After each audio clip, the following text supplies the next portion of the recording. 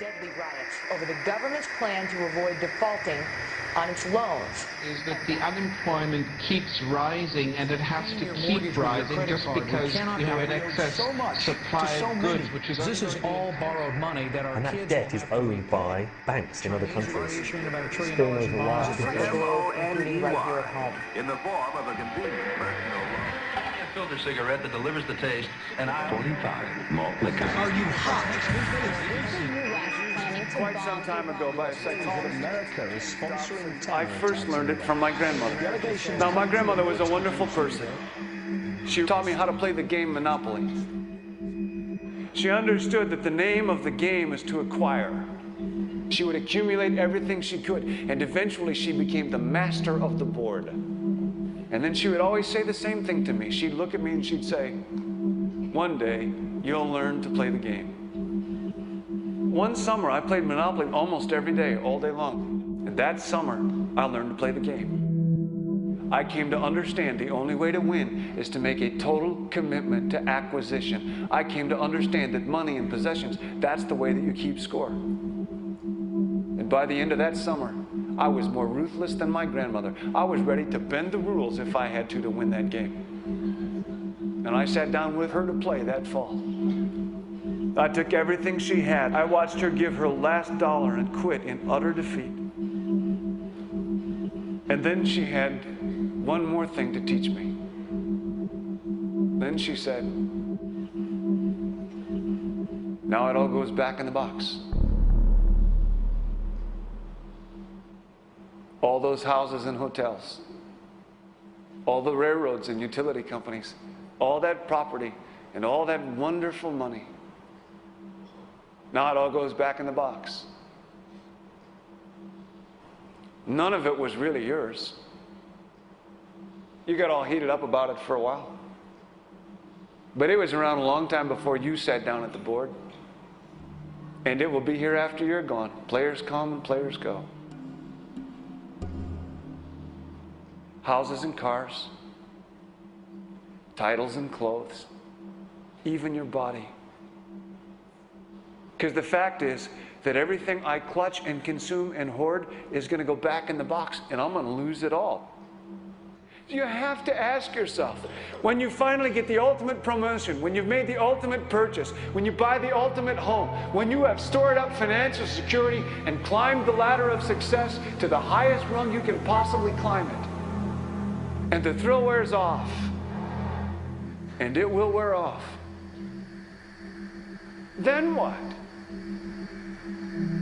How far do you have to walk down that road before you see where it leads? Surely you understand, it'll never be enough. So you have to ask yourself the question, what matters?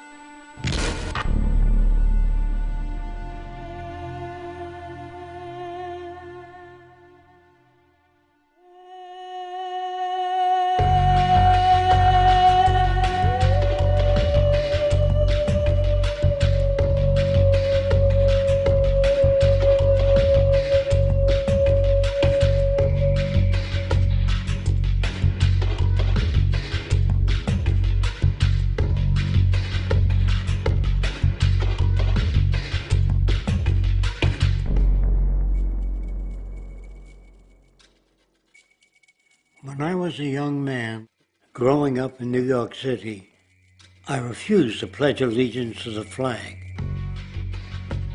Of course, I was sent to the principal's office, and he asked me, "Why don't you want to pledge allegiance? Everybody does." I said, "Everybody once believed the earth was flat, but that doesn't make it so." I explained that America owed everything it has to other cultures and other nations, and that I would rather pledge allegiance to the earth and everyone on it. Needless to say, it wasn't long before I left school entirely, and I set up a lab in my bedroom. There I began to learn about science and nature. I realized then that the universe is governed by laws, and that the human being, along with society itself, was not exempt from these laws. Then came the crash of 1929, which began what we now call the Great Depression. I found it difficult to understand why millions were out of work, homeless, starving, while all the factories were sitting there. The resources were unchanged. It was then that I realized that the rules of the economic game were inherently invalid. Shortly after came World War II, where various nations took turns systematically destroying each other. I later calculated that all the destruction and wasted resources spent on that war could have easily provided for every human need on the planet. Since that time, I have watched humanity set the stage for its own extinction. I have watched as the precious finite resources are perpetually wasted and destroyed in the name of profit and free markets. I have watched the social values of society be reduced into a base artificiality of materialism and mindless consumption. And I have watched as the monetary powers control the political structure of supposedly free societies. I'm 94 years old now, and I'm afraid my disposition is the same as it was 75 years ago. This shit's got to go.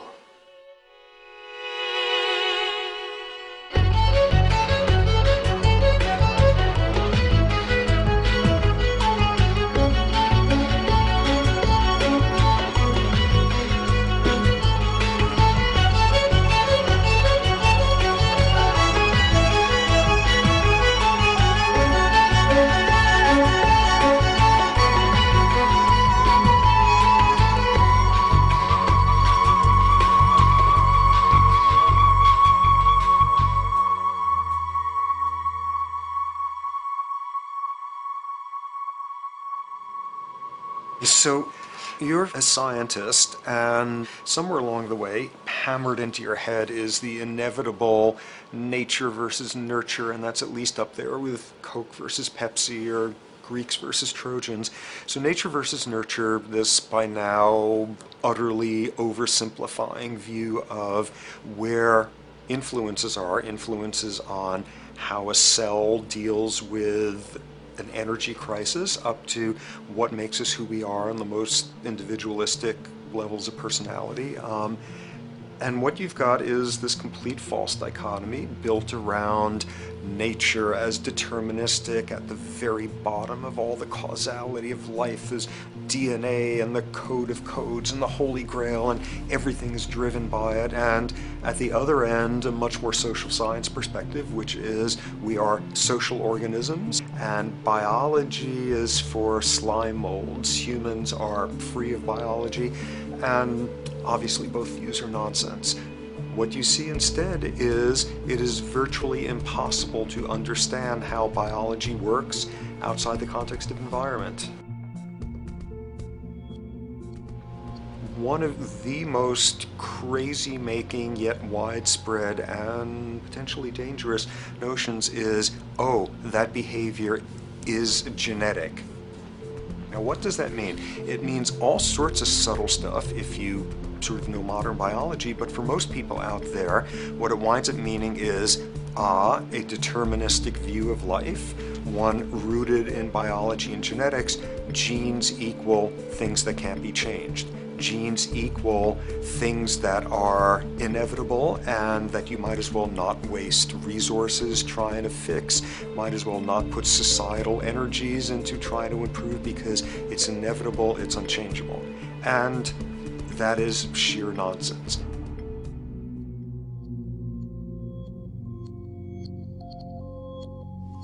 It is widely thought that conditions like ADHD are genetically programmed, conditions like schizophrenia are genetically programmed.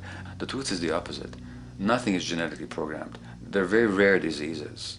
I mean, a small handful, extremely sparsely represented in the population, that are truly genetically determined. Most complex conditions might have a predisposition that is a genetic component, but a predisposition is not the same as a predetermination.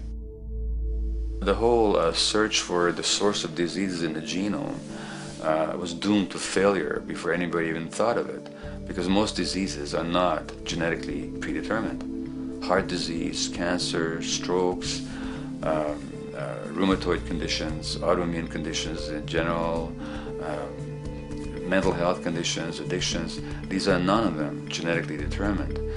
Breast cancer, for example, out of 100 women with breast cancer, only 7 will carry the breast cancer genes. 93 do not. And out of 100 women who do have the genes, not all of them will get cancer.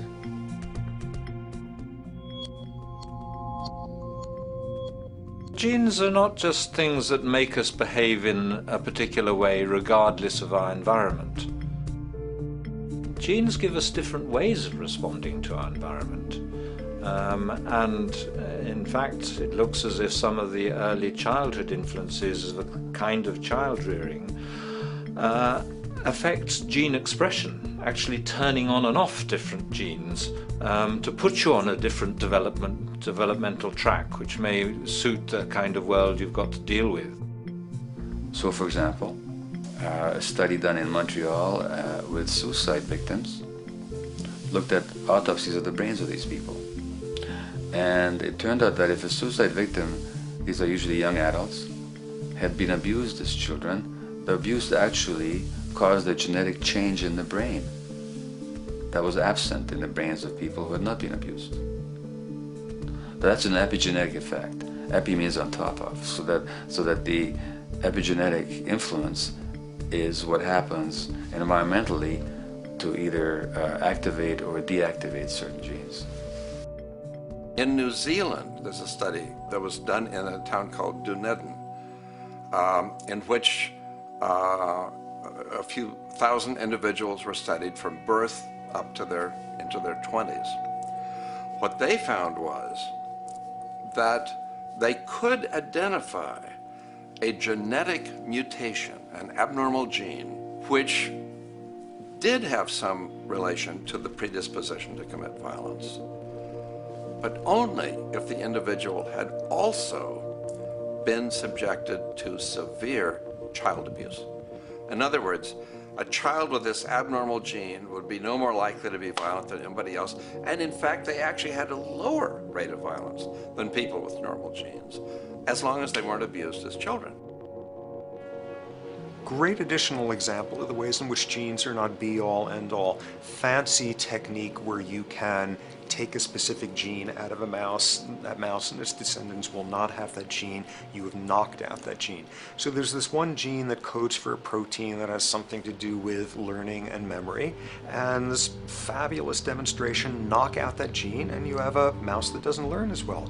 Ooh, a genetic basis for intelligence.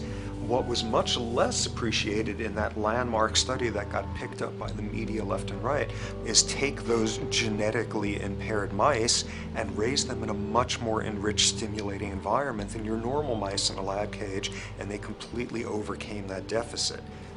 So when one says in a contemporary sense that, oh, this behavior is genetic, to the extent that that's even a valid sort of phrase to use, what you're saying is there is a genetic contribution to how this organism responds to environment. Genes may influence the readiness with which an organism will deal with a certain environmental challenge. You know, that's not the version most people have in their minds.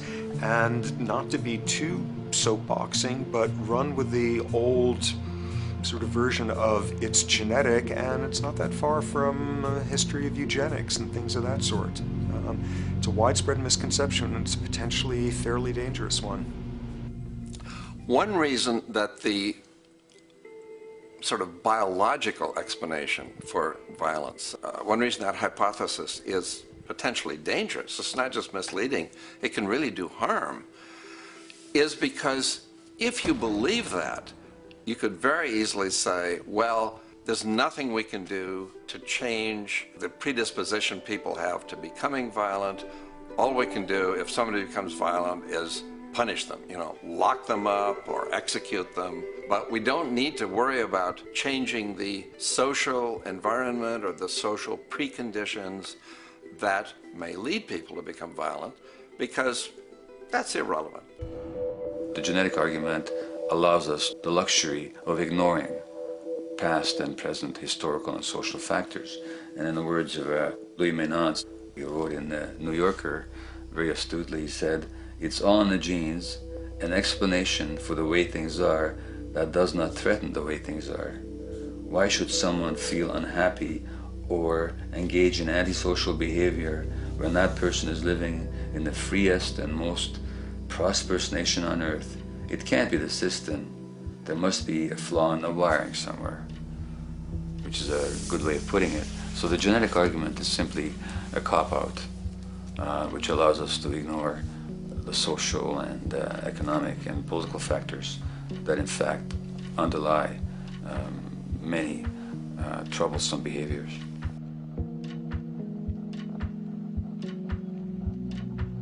Addictions are usually considered to be a drug-related issue, but looking at it more broadly, I define addiction as any behavior that is associated with craving, with temporary relief, and with long-term negative consequences, along with an impairment of control over it, so that the person wishes to give it up or promises to do so, but can't follow through. And when you understand that, then you can see that there are many more addictions than simply those related to drugs. So there's workaholism, there's addiction to shopping, to the internet, to video games. There's the addiction to power. People have power, but they want more and more and more. Nothing is ever enough for them. Acquisition, corporations that must own more and more. The addiction to oil, or at least to the wealth and to the products made accessible to us by oil. Look at the negative consequences on the environment. We're destroying the very earth that we inhabit for the sake of that addiction. Now, these addictions are far more devastating in their social consequences than the cocaine or heroin habits of my downtown East Side patients. Yet they're rewarded and considered to be respectable. The tobacco company executive that shows a higher profit will get a much bigger reward. He doesn't face any negative consequences legally or otherwise. In fact, he's a respected member of the board of several other corporations. But tobacco smoke-related diseases kill 5.5 million people around the world every year. In the United States, they kill 400,000 people a year. And these people are addicted to what? To profit. To such a degree are they addicted that they're actually in denial about the impact of their activities, which is typical for addicts, is denial. And that's a respectable one. It's respectable to be addicted to profit no matter what the cost. So what is acceptable and what is respectable is a highly arbitrary phenomenon in our society. And it seems like the greater the harm, the more respectable the addiction.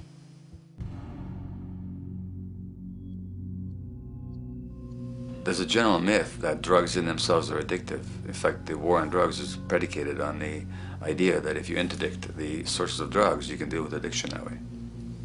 Now, if we understand addiction in a broader sense, we see that nothing in itself is addictive. No substance, no drug is by itself addictive, and no behavior is by itself addictive. Many people can go shopping without becoming shopaholics. Not everybody becomes a food addict. Not everyone who drinks a glass of wine becomes an alcoholic. So the real issue is what makes people susceptible, because it's the combination of a susceptible individual and to potentially addictive substance or behavior that actually then makes for full flowering of addiction. In short, it's not the drug that's addictive, it's the question of the susceptibility of the individual to being addicted to a particular substance or behavior. If we wish to understand what then makes some people susceptible, we actually have to look at their life experience. The old idea, although it's old, but it's still broadly held, that addictions are due to some genetic cause is simply scientifically untenable. What the case is actually is that certain life experiences make people susceptible.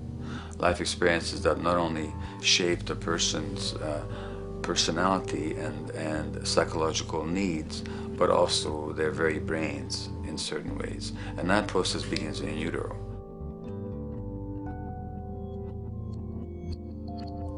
It's been shown, for example, that if you stress mothers during pregnancy, their children are more likely to have traits that predispose them to addictions. And that's because development is shaped by the psychological and social environment. So the biology of human beings is very much affected by and programmed by their life experiences beginning in utero. Environment does not begin at birth. Environment begins as soon as you have an environment. As soon as you are a fetus, you are subject to whatever information is coming through mom's circulations, hormones, levels of nutrients. Great landmark example of this, something called the Dutch hunger winter. 1944, Nazis occupying Holland. For a bunch of reasons, they decide to take all the food and divert it to Germany. For 3 months, everybody there is starving. Tens of thousands of people starve to death. What the Dutch hunger winter effect is, if you were a second or third trimester fetus during the starvation, your body learned something very unique during that time. As it turns out, second, third trimester, something that your body is going about trying to learn about the environment is, well, how menacing of a place is it out there? How plentiful? How much nutrients am I getting by way of mom's circulation? Be a fetus who is starving during that time, and your body programs forever after to be really, really, really stingy with your sugar and fat, and what you do is you store every bit of it. Be a Dutch hunger winter fetus, and half a century later, everything else being equal, you are more likely to have high blood pressure, obesity, or metabolic syndrome. That is environment coming in a very unexpected place. You can stress animals in a laboratory when they're pregnant, and their offspring will be more likely to use cocaine and alcohol as adults. You can stress human mothers. For example, in a British study, women who are abused in pregnancy will have higher levels of the stress hormone cortisol in their placenta at birth, and their children are more likely to have conditions that predispose them to addictions by age 7 or 8. So in utero stress already prepares the ground for all kinds of mental health issues. Israeli study done prior on children born to mothers who were pregnant prior to the onset of the 1967 war. These women, of course, are very stressed, and their offspring have a higher incidence of schizophrenia than the average cohort. So there's plenty of evidence now that prenatal effects have a huge impact on the developing human being.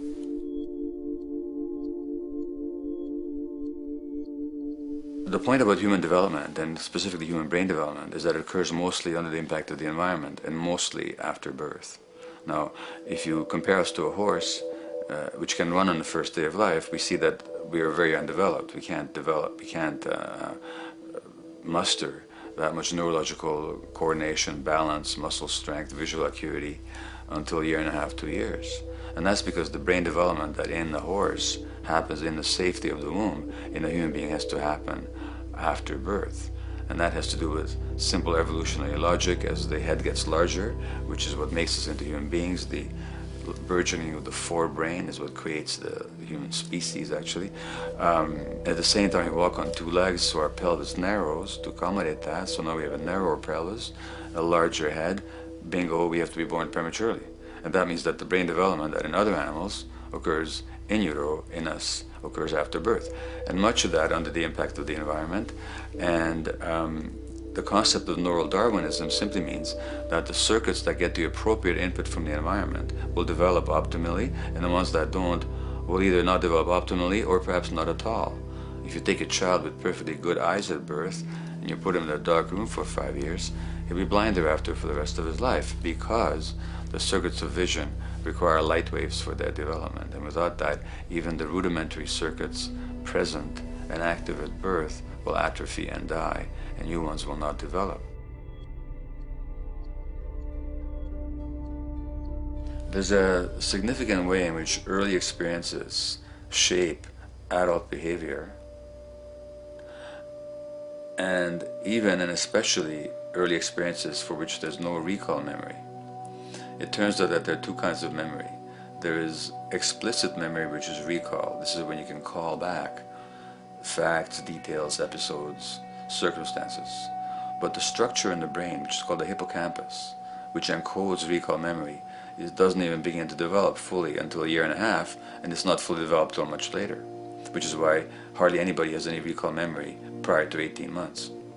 But there's another kind of memory, which is called implicit memory, which is in fact an emotional memory, where the emotional impact and the interpretation that the child makes of those emotional experiences is ingrained in the brain in the form of nerve circuits ready to fire without specific recall. So to give you a clear example, people who are adopted have a lifelong sense of rejection very often.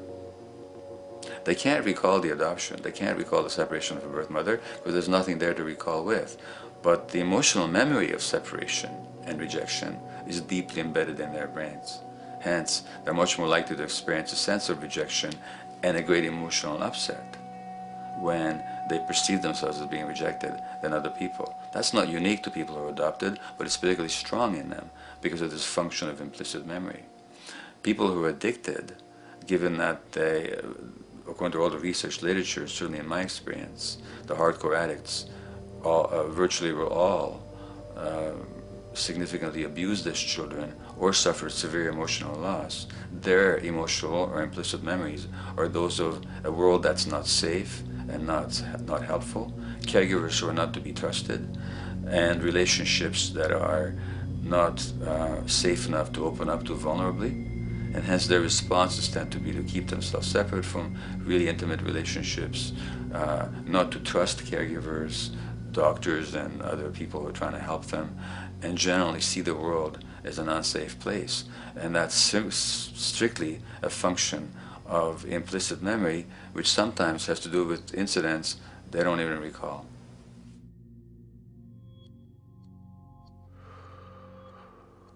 Infants who are born premature are often in incubators and various types of gadgetry and machinery for weeks and perhaps months. It's now known that if these children are touched and stroked on the back for just 10 minutes a day, that promotes their brain development. So human touch is essential for development. And in fact, infants who are never picked up will actually die. That's how much of a fundamental need being held is to human beings. In our society, there's an unfortunate tendency to tell parents not to pick up their kids, not to hold them, not to pick up babies who are crying for fear of spoiling them, or to encourage them to sleep through the night. You don't pick them up, which is just the opposite of what the child needs. And these children might go back to sleep because they give up and their brains just shut down as a way of defending against the vulnerability of being abandoned really by their parents. But their implicit memories will be that of a world that doesn't give a damn. A lot of these differences are structured very early in life. In a way, if you like, the parental experience of adversity, how tough life is or how easy it is passed on to children, whether through maternal depression or parents being bad-tempered with their kids because they've had a hard day or just being too tired at the end of the day. And these have very powerful effects, programming children's development, which we know a lot about now. But that's early sensitivity isn't just an evolutionary mistake. It exists again in many different species. Even seedlings, there's an early adaptive process to the kind of environment they're growing up in. But for humans, the adaptation is to the quality of social relations. And so early life, how nurturing or how much conflict, how much attention you get, is a taster of the kind of world you may be growing up in. Are you growing up in a world where you have to fight for what you can get? watch your back, fend for yourself, learn not to trust others? Or are you growing up in a society where you depend on reciprocity, mutuality, cooperation, where empathy is important, where your security depends on good relations with other people? And that needs a very different emotional and cognitive development. And that's what the early sensitivity is about. And parenting is almost, quite unconsciously, a system for passing on that experience to children of the kind of world they're in. The great British child psychiatrist D.W. Winnicott said that fundamentally two things can go wrong in childhood. One is when things happen that shouldn't happen, and then things that should happen but don't.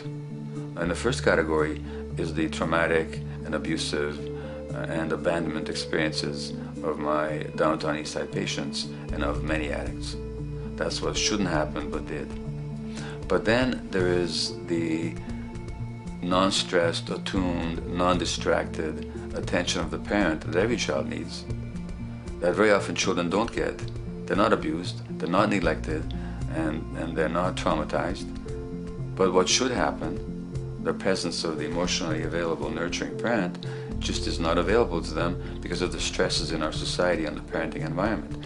And the psychologist Alan Shore calls that proximal abandonment, when the parent is physically present but emotionally absent.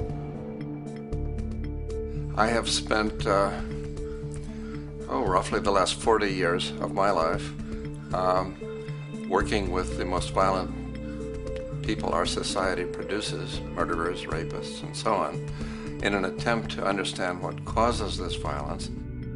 I discovered that the most violent of the criminals in our prisons had themselves been victims of a degree of child abuse that was beyond the scale of what I ever thought of applying the term child abuse to. I had no idea of the depth of the depravity with which children in our society are all too often treated. The most violent people I saw were themselves the survivors of their own attempted murder, often at the hands of their parents or other people in their social environment, or were the survivors of family members who'd been killed, their closest family members, by other people. The Buddha argued that everything depends on everything else. He says the one contains the many and the many contains the one. That you can't understand anything in isolation from its environment. The leaf contains the sun, the sky, and the earth, obviously. This has not been shown to be true, of course, all around, and specifically when it comes to human development. The modern scientific term for it is the biopsychosocial nature of human development, which says that the biology of human beings depends very much on their interaction with the social and psychological environment. And specifically, the psychiatrist and researcher Daniel Siegel at the University of California, Los Angeles, UCLA, has coined the phrase interpersonal neurobiology, which means to say that the way that our nervous system functions depends very much on our personal relationships. In the first place with the parenting caregivers, and in the second place with other important attachment figures in our lives, and in the third place with our entire culture. So that you can't separate the neurological functioning of a human being from the environment in which he or she grew up in and continues to exist in. And this is true throughout the life cycle. It's particularly true when you're dependent and helpless and your brain is developing, but it's true even in adults and even at the end of life. Human beings have lived in almost every kind of society, from the most egalitarian, hunting and gathering societies seem to have been very egalitarian, for instance based on food sharing, gift exchange. Small bands of people living predominantly off of foraging, but a little bit of hunting. Predominantly among people you have at the least known your entire life, if not surrounded by third cousins or closer, in a world in which there is a great deal of fluidity between different groups, in a world in which there is not a whole lot in terms of material culture. This is how humans have spent most of their hominid history. And no surprise, that makes for a very different world. One of the things you get as a result of that is far less violence. Organized group violence is not something that occurred at that time. of human history, and that seems quite clear. So where did we go wrong? Violence is not universal. It's not symmetrically distributed throughout the human race. There is a huge variation in the amount of violence in different societies. There are some societies that have virtually no violence. There are others that destroy themselves. Some of the Anabaptist religious groups that are complete strict pacifists, like the Amish, the Mennonites, the Hutterites. Among some of these groups, the Hutterites, there are no recorded cases of homicide.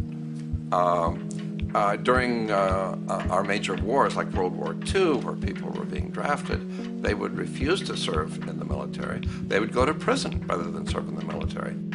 In the kibbutzim in Israel, the level of violence is so low that the criminal courts there will often send violent offenders, people who've committed crimes, to live on the kibbutzim in order to learn how to live a nonviolent life, because that's the way people live there. So we are amply shaped by society. Our societies in the broader sense, including our theological, our metaphysical, our linguistic influences, etc., our societies help shape us as to whether or not we think life is basically about sin or about beauty, whether the afterlife will carry a price for how we live our lives or if it's irrelevant. In a broad sort of way, different large societies could be termed as individualistic or collectivist, and you get very different people and different mindsets, and I suspect different brains coming along with that. We in America are in one of the most individualistic of societies, and capitalism being a system that allows you to go higher and higher up a potential pyramid, and the deal is it comes with fewer and fewer safety nets. By definition, the more stratified a society is, the fewer people you have as peers, the fewer people with whom you have symmetrical, reciprocal relationships, and instead all you have are differing spots and endless hierarchies. And a world in which you have few reciprocal partners is a world with a lot less altruism.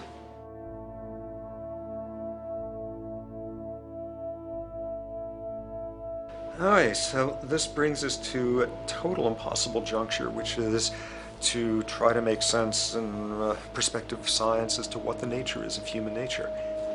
You know, on a certain level, the nature of our nature is not to be particularly constrained by our nature. We come up with more social variability than any species out there, more systems of belief, of styles of family structures, of ways of raising children. The capacity for variety that we have is extraordinary.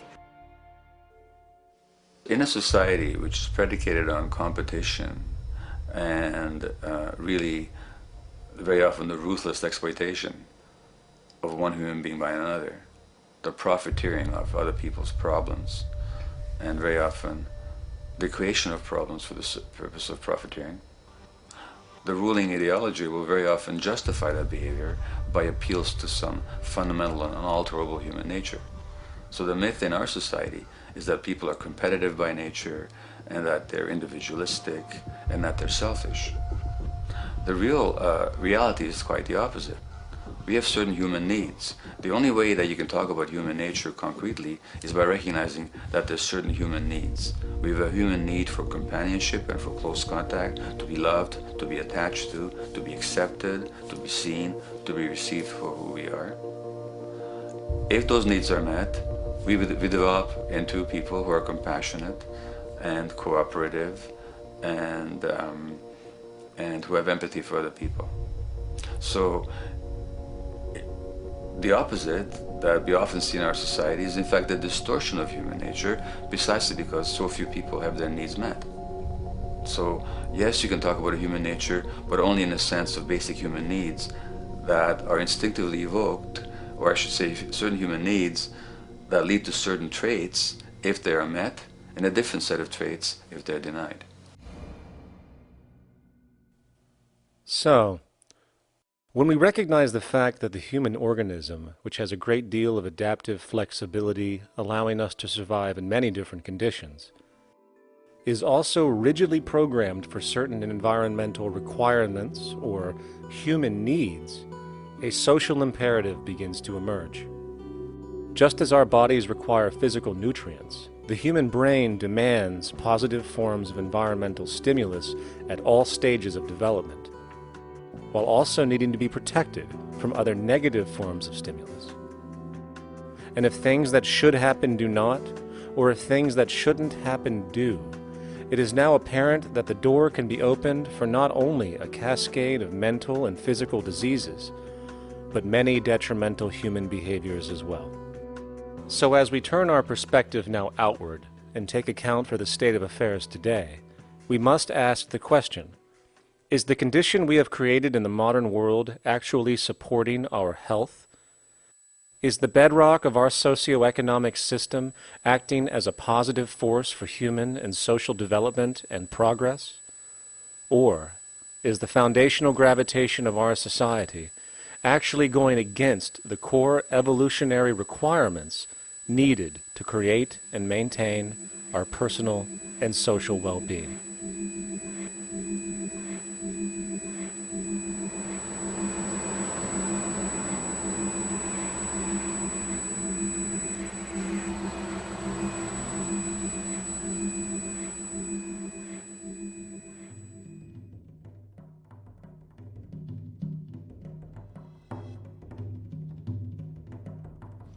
So one might ask, where did this all begin, what we have today, really a world in a state of cumulative collapse?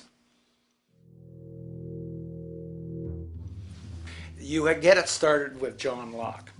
And John Locke introduces property, and he has three provisos for just private right and property. And the three provisos are that there must be enough left over for others, and that you must not let it spoil, and that you, most of all, must mix your labor with it.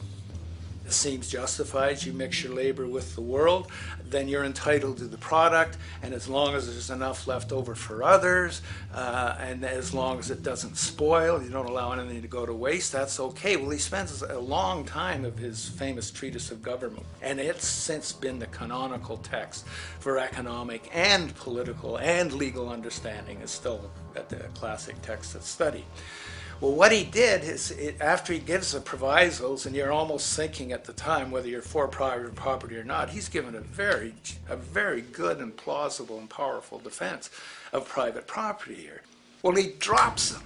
He drops them like that, right in one sentence. He says, well, once the introduction of money came in by men's tacit consent, then it became, and he doesn't say all the provisos are canceled, erased, but that's what happens. So now we have not product and your property earned by your own labor. Oh no, money buys labor now. There's no longer a consideration of whether there's enough left over for others. There's no longer a consideration of whether it spoils, because he says, well, money's like silver and gold can't spoil, therefore monies can't be responsible for waste, which is ridiculous. We're not talking about money and silver, we're talking about what its effects are. It's one non sequitur after another. Just the most startling logical legerdemain that he gets away with here. But it fits the interests of capital owners. Then Adam Smith comes along, and what he adds is the religion to this. Locke started with God made it all this way. This is God's right.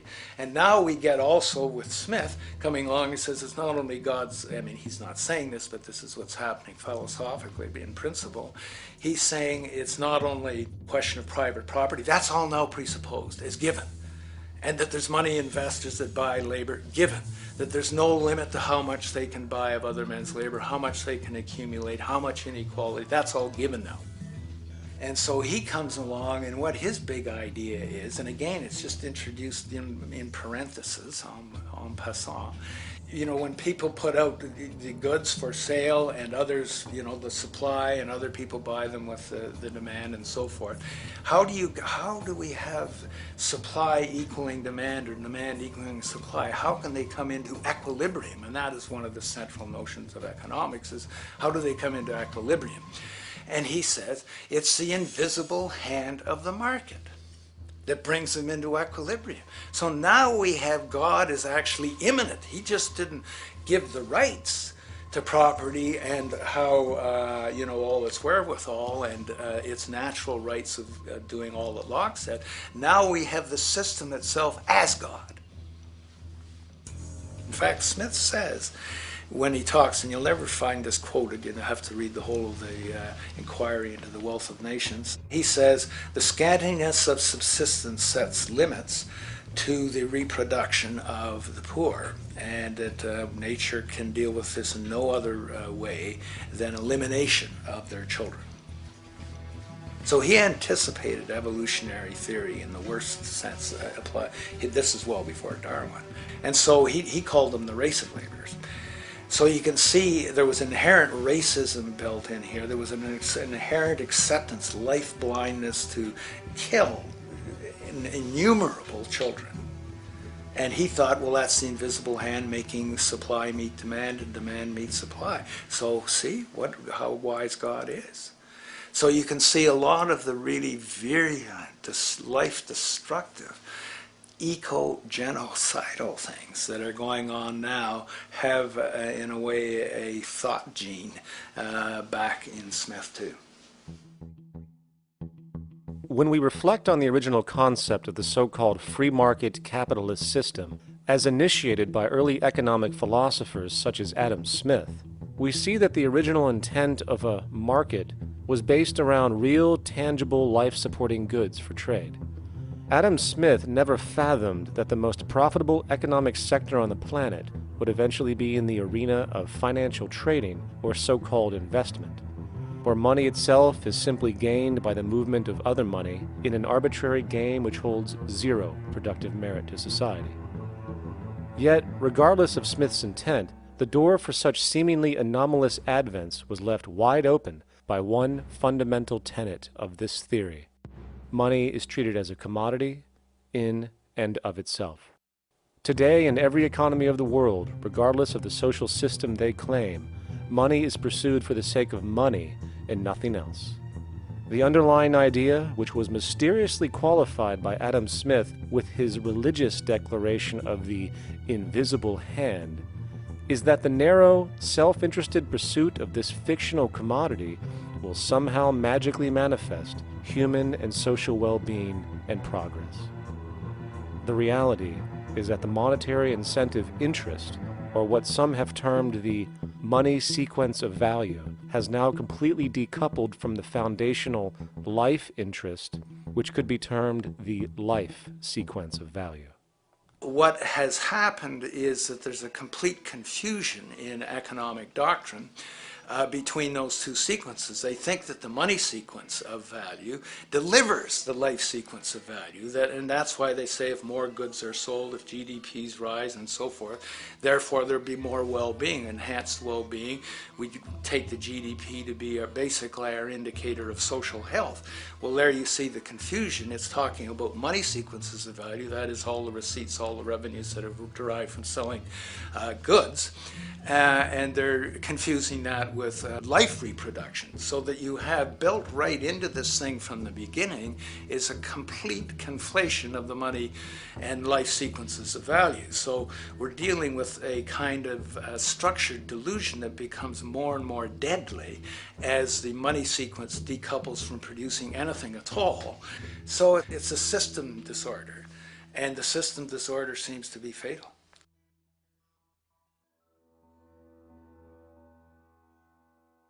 In society today, you seldom hear anyone speak of the progress of their country or society in terms of their physical well-being, state of happiness, trust, or social stability. Rather, the measures are presented to us through economic abstractions. We have the gross domestic product, the consumer price index, the value of the stock market, rates of inflation, and so on. But does this tell us anything of real value as to the quality of people's lives? No, all these measures have to do with the money sequence itself and nothing more. For example, the gross domestic product of a country is a measure of the value of goods and services sold.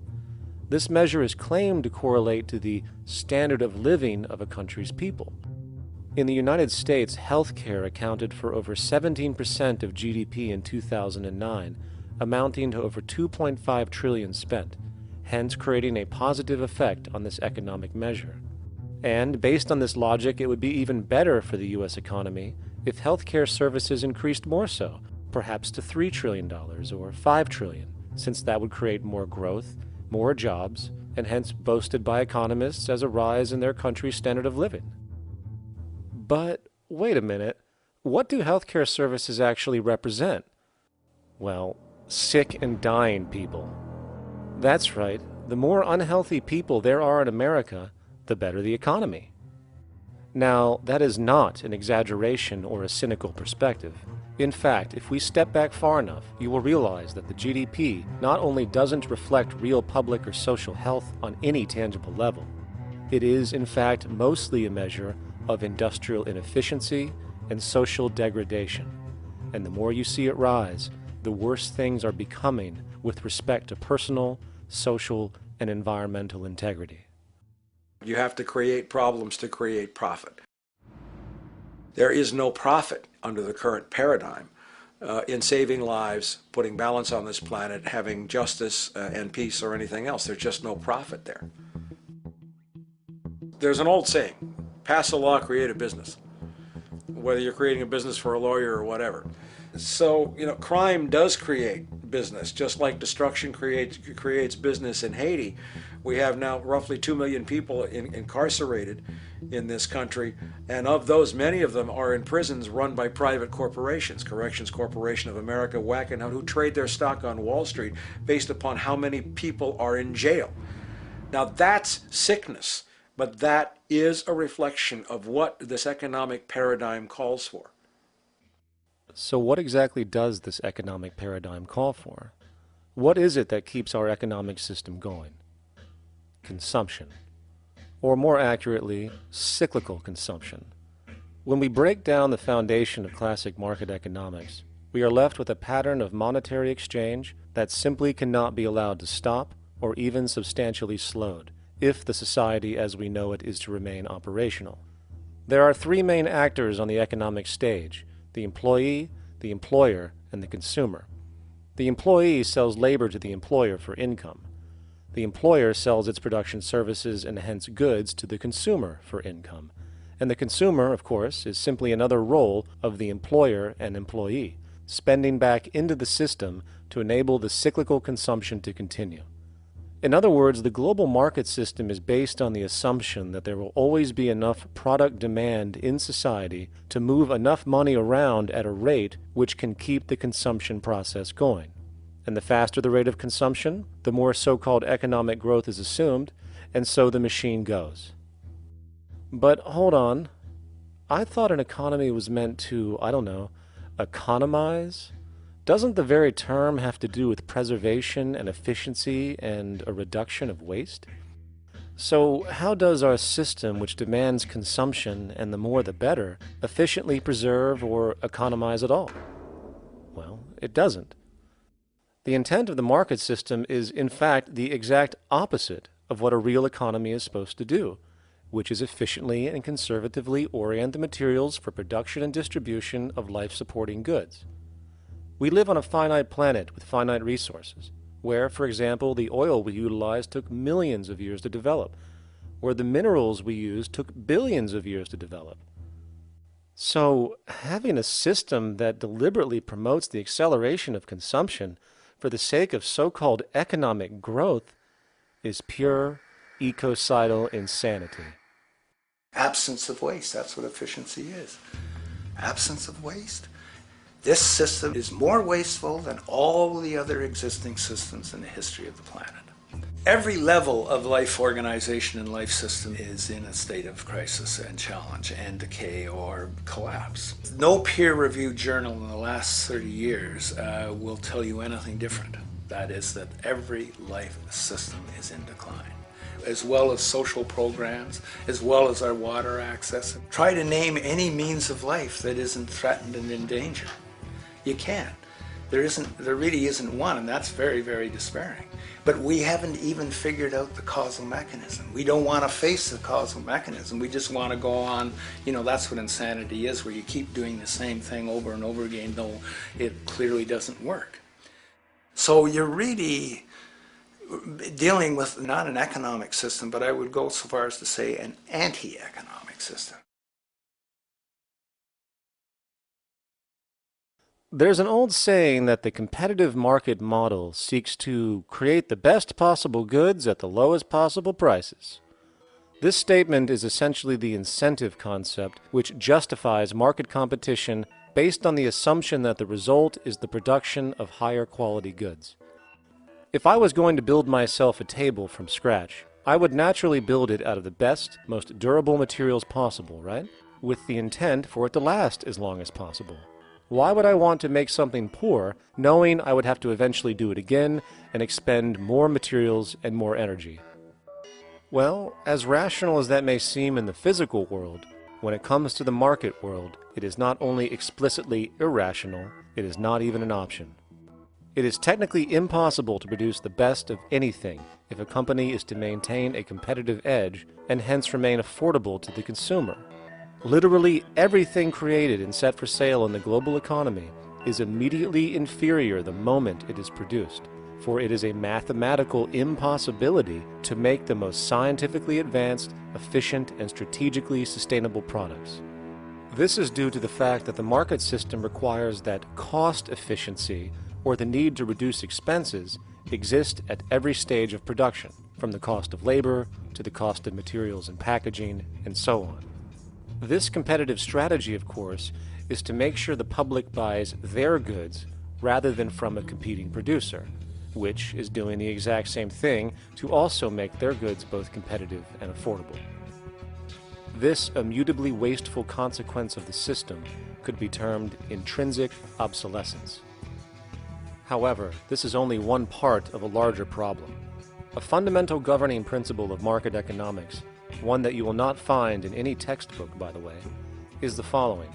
Nothing produced can be allowed to maintain a lifespan longer than what can be endured in order to continue cyclical consumption. In other words, it is critical that stuff break down, fail, and expire within a certain amount of time. This is termed planned obsolescence. Planned obsolescence is the backbone of the underlying market strategy of every goods-producing corporation in existence. While very few, of course, would admit to such a strategy outright, what they do is mask it within the intrinsic obsolescence phenomenon just discussed, while often ignoring or even suppressing new advents in technology which might create a more sustainable, durable good.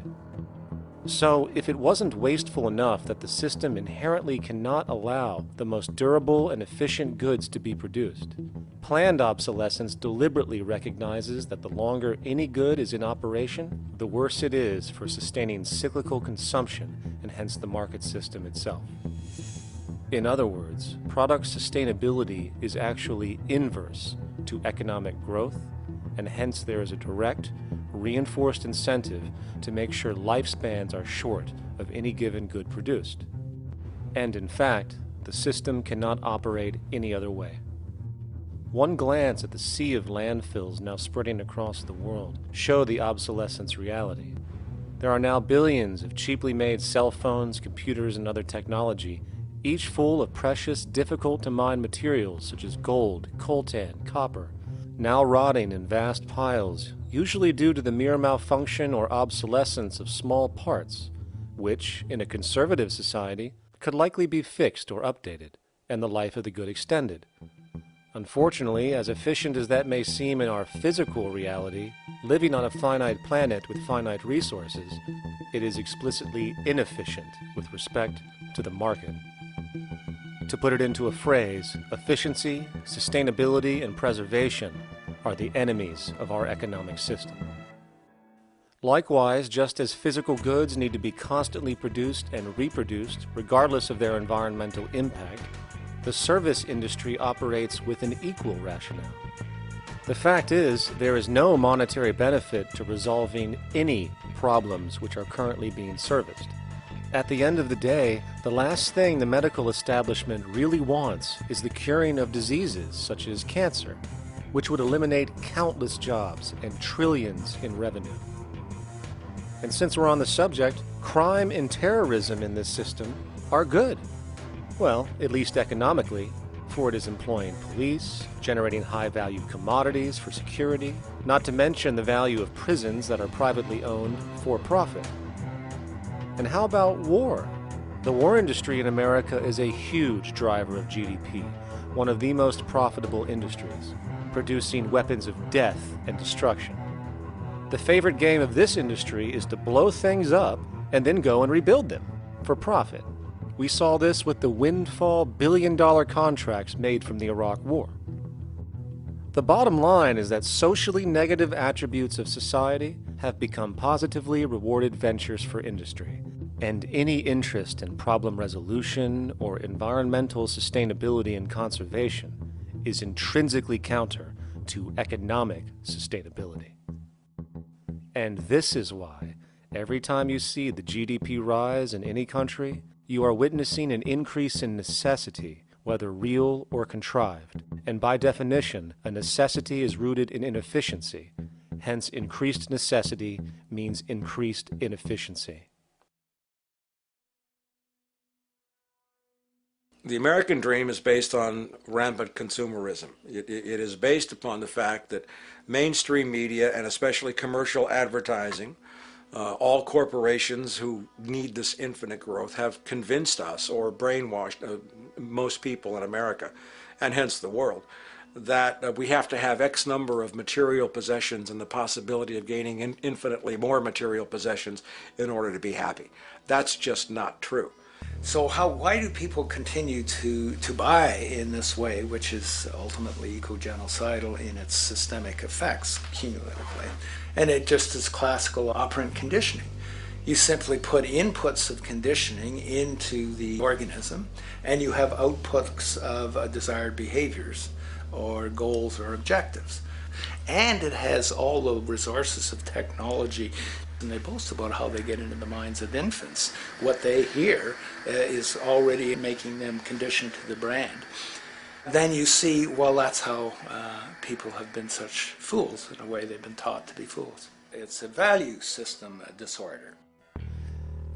You know, if there is any testament to the plasticity of the human mind, if there is any proof to how malleable human thought is and how easily conditioned and guided people can become based on the nature of their environmental stimulus and what it reinforces, the world of commercial advertising is the proof. You have to stand in awe at the level of brainwashing where these programmed robots known as consumers wander the landscape only to walk into a store and spend, say, $4,000 on a handbag that likely costs $10 to make in a sweatshop overseas, only for the brand status it supposedly represents in the culture. Or perhaps the ancient communal traditions which increased trust and cohesiveness in society, which have now been hijacked by acquisitive, materialistic values, where now annually we exchange useless crap a few times a year. And we might wonder why so many today have a compulsion to shopping and acquisition, when it is clear that they have been conditioned from childhood to expect material goods as a sign of their status with friends and family. The fact is, the foundation of any society are the values that support its operation, and our society, as it exists, can only operate if our values support the conspicuous consumption it requires to continue the market system. 75 years ago, consumption in America and much of the First World was half of what we see today per person.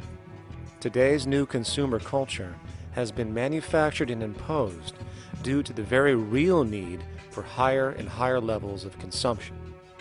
And this is why most corporations now spend more money on advertising than the actual process of product creation itself. They work diligently to create a false need for you to fill, and it happens to work. You know, economists are in fact not economists at all. They're propagandists of money value, and you'll find that all their models basically get down to token exchanges that are to the profit of one side or both sides or whatever, but they're completely disconnected from the actually existing world of reproduction. In Ohio, an old man failed to pay his electric bill. You may be familiar with the case. And the electric company turned off the electricity and he died.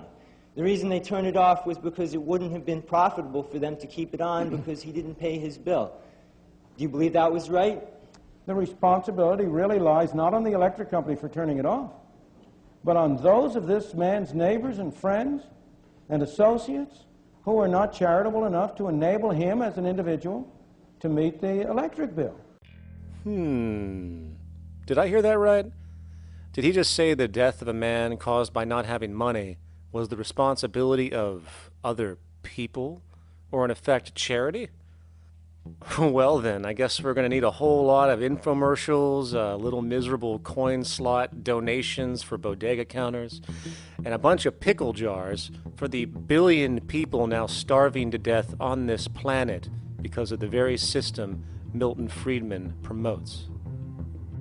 Whether you are dealing with the philosophies of Milton Friedman, F.A. Hayek, John Maynard Keynes, Ludwig von Mises, or any other major market economist, the basis of rationale rarely leaves the money sequence. It is like a religion. Consumption analysis, stabilization policies, deficit spending, aggregate demand. It exists as a never-ending, self-referring, self-rationalizing circle of discourse where universal human need, natural resources, or any form of physical life-supporting efficiency is ruled out by default and replaced by the singular notion that humans seeking advantage over each other for money alone, motivated by their own narrow self-interest, will magically create a sustainable, healthy, balanced society. There is no life coordinate in this whole theory, this whole doctrine. What are they doing? What are they doing? What they're doing is tracking money sequences. That's all it is tracking money sequences, presupposing everything that matters. One, that there's no life coordinates. Wow, no life coordinates. Two, that all the agents are self-maximizing preference seekers.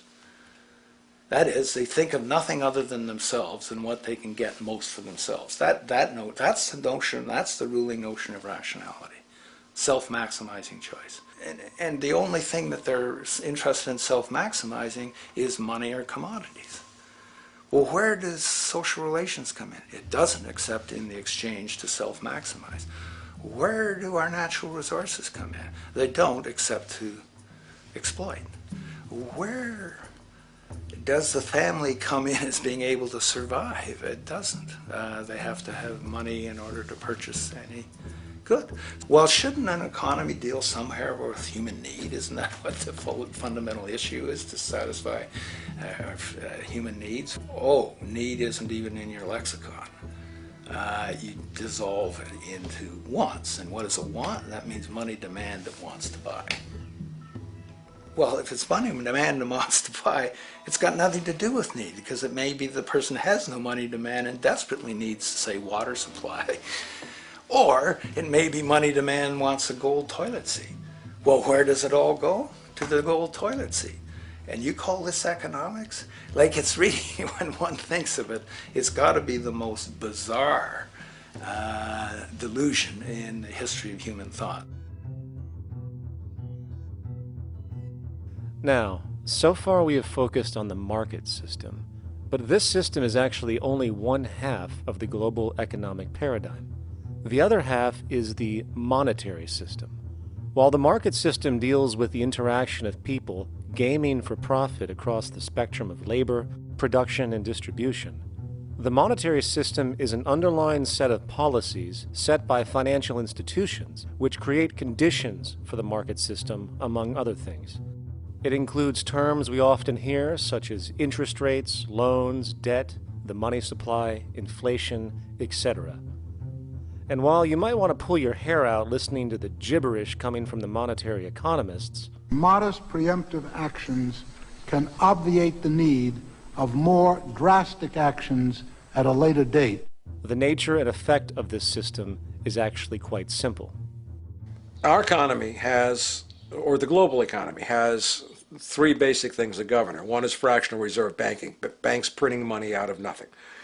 It's also based upon compound interest. When you borrow money, you have to pay back more than you borrowed, which means that you, in effect, create money out of thin air, again, which has to be serviced by creating still more money. We live in an infinite growth paradigm. The economic paradigm we live in now is a Ponzi scheme. Nothing grows forever. It's not possible. As a great psychologist James Hillman wrote, the only thing that grows in a human body after a certain age is cancer. It's not just the amount of money that has to keep growing, it's the amount of consumers. Consumers to borrow money at interest to generate more money, and obviously that's not possible on a finite planet. People are basically vehicles to just create money, which must create more money to keep the whole thing from falling apart, which is what's happening right now. There are really only two things anyone needs to know about the monetary system. 1. All money is created out of debt. Money is monetized debt, whether it materialized from treasury bonds, home loan contracts, or credit cards. In other words, if all outstanding debt was to be repaid right now, there would not be $1 in circulation. And 2, interest is charged on virtually all loans made, and the money needed to pay back this interest does not exist in the money supply outright. Only the principal is created by the loans, and the principal is the money supply. So, if all this debt was to be repaid right now, not only would there not be $1 left in circulation, there would also be a gigantic amount of money owed that is literally impossible to pay back, for it does not exist. The consequence of all of this is that two things are inevitable: inflation and bankruptcy. As far as inflation, this can be seen as an historical trend in virtually every country today, and easily tied to its cause, which is the perpetual increase of the money supply, which is required to cover the interest charges and keep the system going. As far as bankruptcy, it comes in the form of debt collapse. This collapse will inevitably occur with a person, a business, or a country, and typically happens when the interest payments are no longer possible to make. But there is a bright side to all of this. Well, at least in terms of the market system, because debt creates pressure. Debt creates wage slaves. A person in debt is much more likely to take a low wage than a person who isn't, hence becoming a cheap commodity. So it's great for the corporations to have a pool of people that have no financial mobility. But hey, that same train of thought also goes for entire countries. The World Bank and the International Monetary Fund, which mostly serve as proxies for transnational corporate interests, give gigantic loans to troubled countries at very high interest rates, and then, once the countries are deeply in the hole and can't pay, austerity measures are applied, the corporations swoop in, set up sweatshops, and take their natural resources. Now that's market efficiency. But wait, there's more. You see, there's this unique hybrid of the monetary and market system called the stock market, which rather than, actually produce anything real, they just buy and sell money itself. And when it comes to debt, you know what they do? That's right, they trade it. They actually buy and sell debt for profit, from credit default swaps and collateralized debt obligations for consumer debt, to complex derivative schemes used to mask the debt of entire countries, such as the collusion of investment bank Goldman Sachs in Greece, which nearly collapsed the entire European economy. So when it comes to the stock market and Wall Street, we have an entirely new level of insanity born out of the money sequence of value. All you need to know about markets was written in an editorial in the Wall Street Journal a couple of years ago. It was called Lessons of the Brain-Damaged Investor. And in this editorial, they explain why people with slight brain damage do better as investors than people with normal brain functionality. Why? Because the slightly brain-damaged person has no empathy. And that's the key. If you don't have any empathy, you do well as an investor. And so Wall Street breeds people who have no empathy, to go in there and to make decisions and make trades that they have no compunction about and no thought whatsoever as to what they're doing might affect their fellow human being. So they breed these robots, these people who have no souls. And since they don't even want to pay these people anymore, they're now breeding robots, real algorithmic traders. Goldman Sachs and the high-frequency trading scandal. They put a computer next to the exchange, the New York Stock Exchange. This computer, this co-located computer, as they call it, it front-runs all the trades on the exchange, and it hits the exchange with volumes of orders in ways that scalp pennies and nickels away from the exchange. It's like they're siphoning money all day long. They went one quarter last year, 30 or 60 straight days without a single down day and made millions of dollars every single day. Is that because, well, that's statistically impossible. When I worked on Wall Street, the way it works is everyone kicks upstairs the bribes. The brokers bribe to the office manager bribes to the regional sales manager bribes to the national sales manager. It's a common understanding. At Christmas, who gets the biggest bonus at Christmas in an average brokerage office? The compliance officer. The compliance officer sits there all day long. He's supposed to be making sure you don't violate any of the margin rules and you're complying with the law. Of course, yeah, to the extent that you can bribe the compliance officer, yeah, that's right, you are complying with the law. So as fraud has become the system, it's no longer a byproduct. It is the system. You know, it's like that old Woody Allen joke. He says, "Doctor, my brother thinks he's a chicken." And the doctor says, "Take a pill, and that should cure the problem." And he says, "No, doctor, you don't understand. We need the eggs." Okay? So the trading of fraudulent claims back and forth between banks to generate fees, to generate bonuses, has become the GDP producing growth engine of the United States economy. Even though they're essentially trading fraudulent claims that there's absolutely no hope of ever paying back.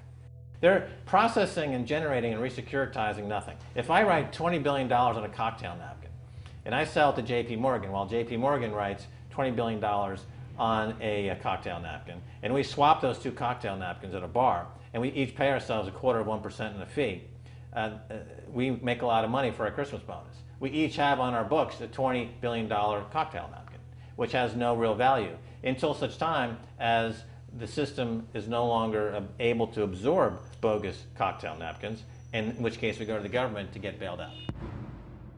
And because of Wall Street and the global stock market, there are now conservatively about $700 trillion of outstanding fraudulent claims known as derivatives, still waiting to collapse, a value amounting to over 10 times the gross domestic product of the entire planet.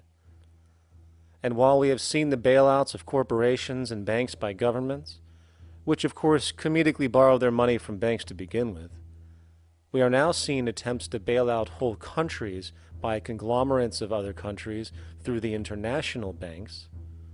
But how do you bail out a planet?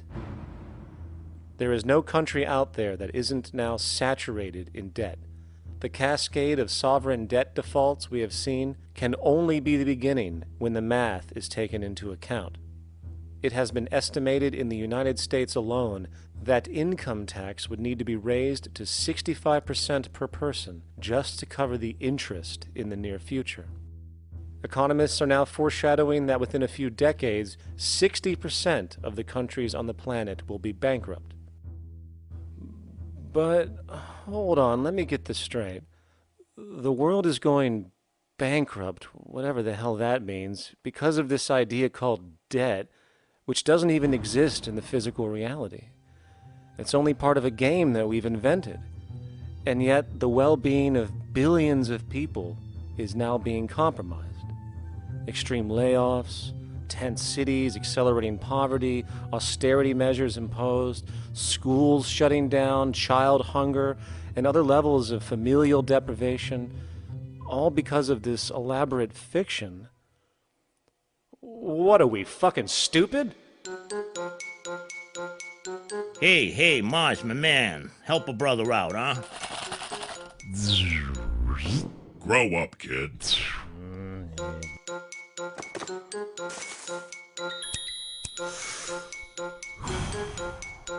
Saturn, what's up, man?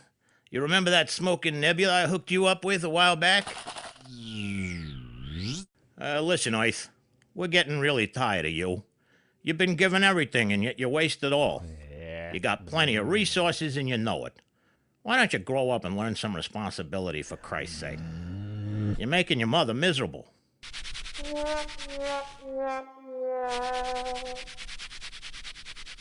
You're on your own, pal. Yeah, whatever.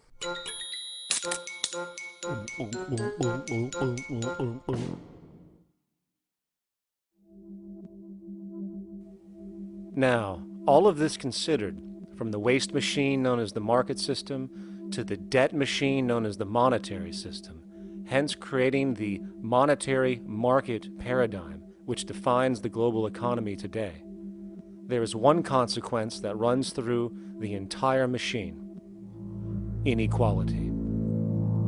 Whether it is the market system which creates a natural gravitation towards monopoly and power consolidation, while also generating pockets of wealthy industries that tower over others regardless of utility, such as the fact that top hedge fund managers on Wall Street now take home over $300 million a year for contributing literally nothing, while a scientist looking for a cure for a disease trying to help humanity might make $60,000 a year if they're lucky.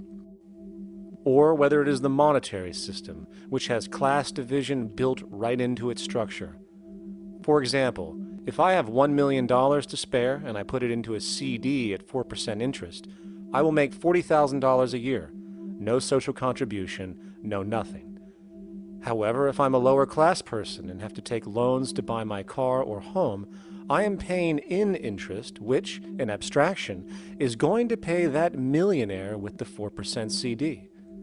This stealing from the poor to pay the rich is a foundational, built-in aspect of the monetary system, and it could be labeled structural classism. Of course, historically, social stratification has always been deemed unfair, but obviously accepted overall as now 1% of the population owns 40% of the planet's wealth.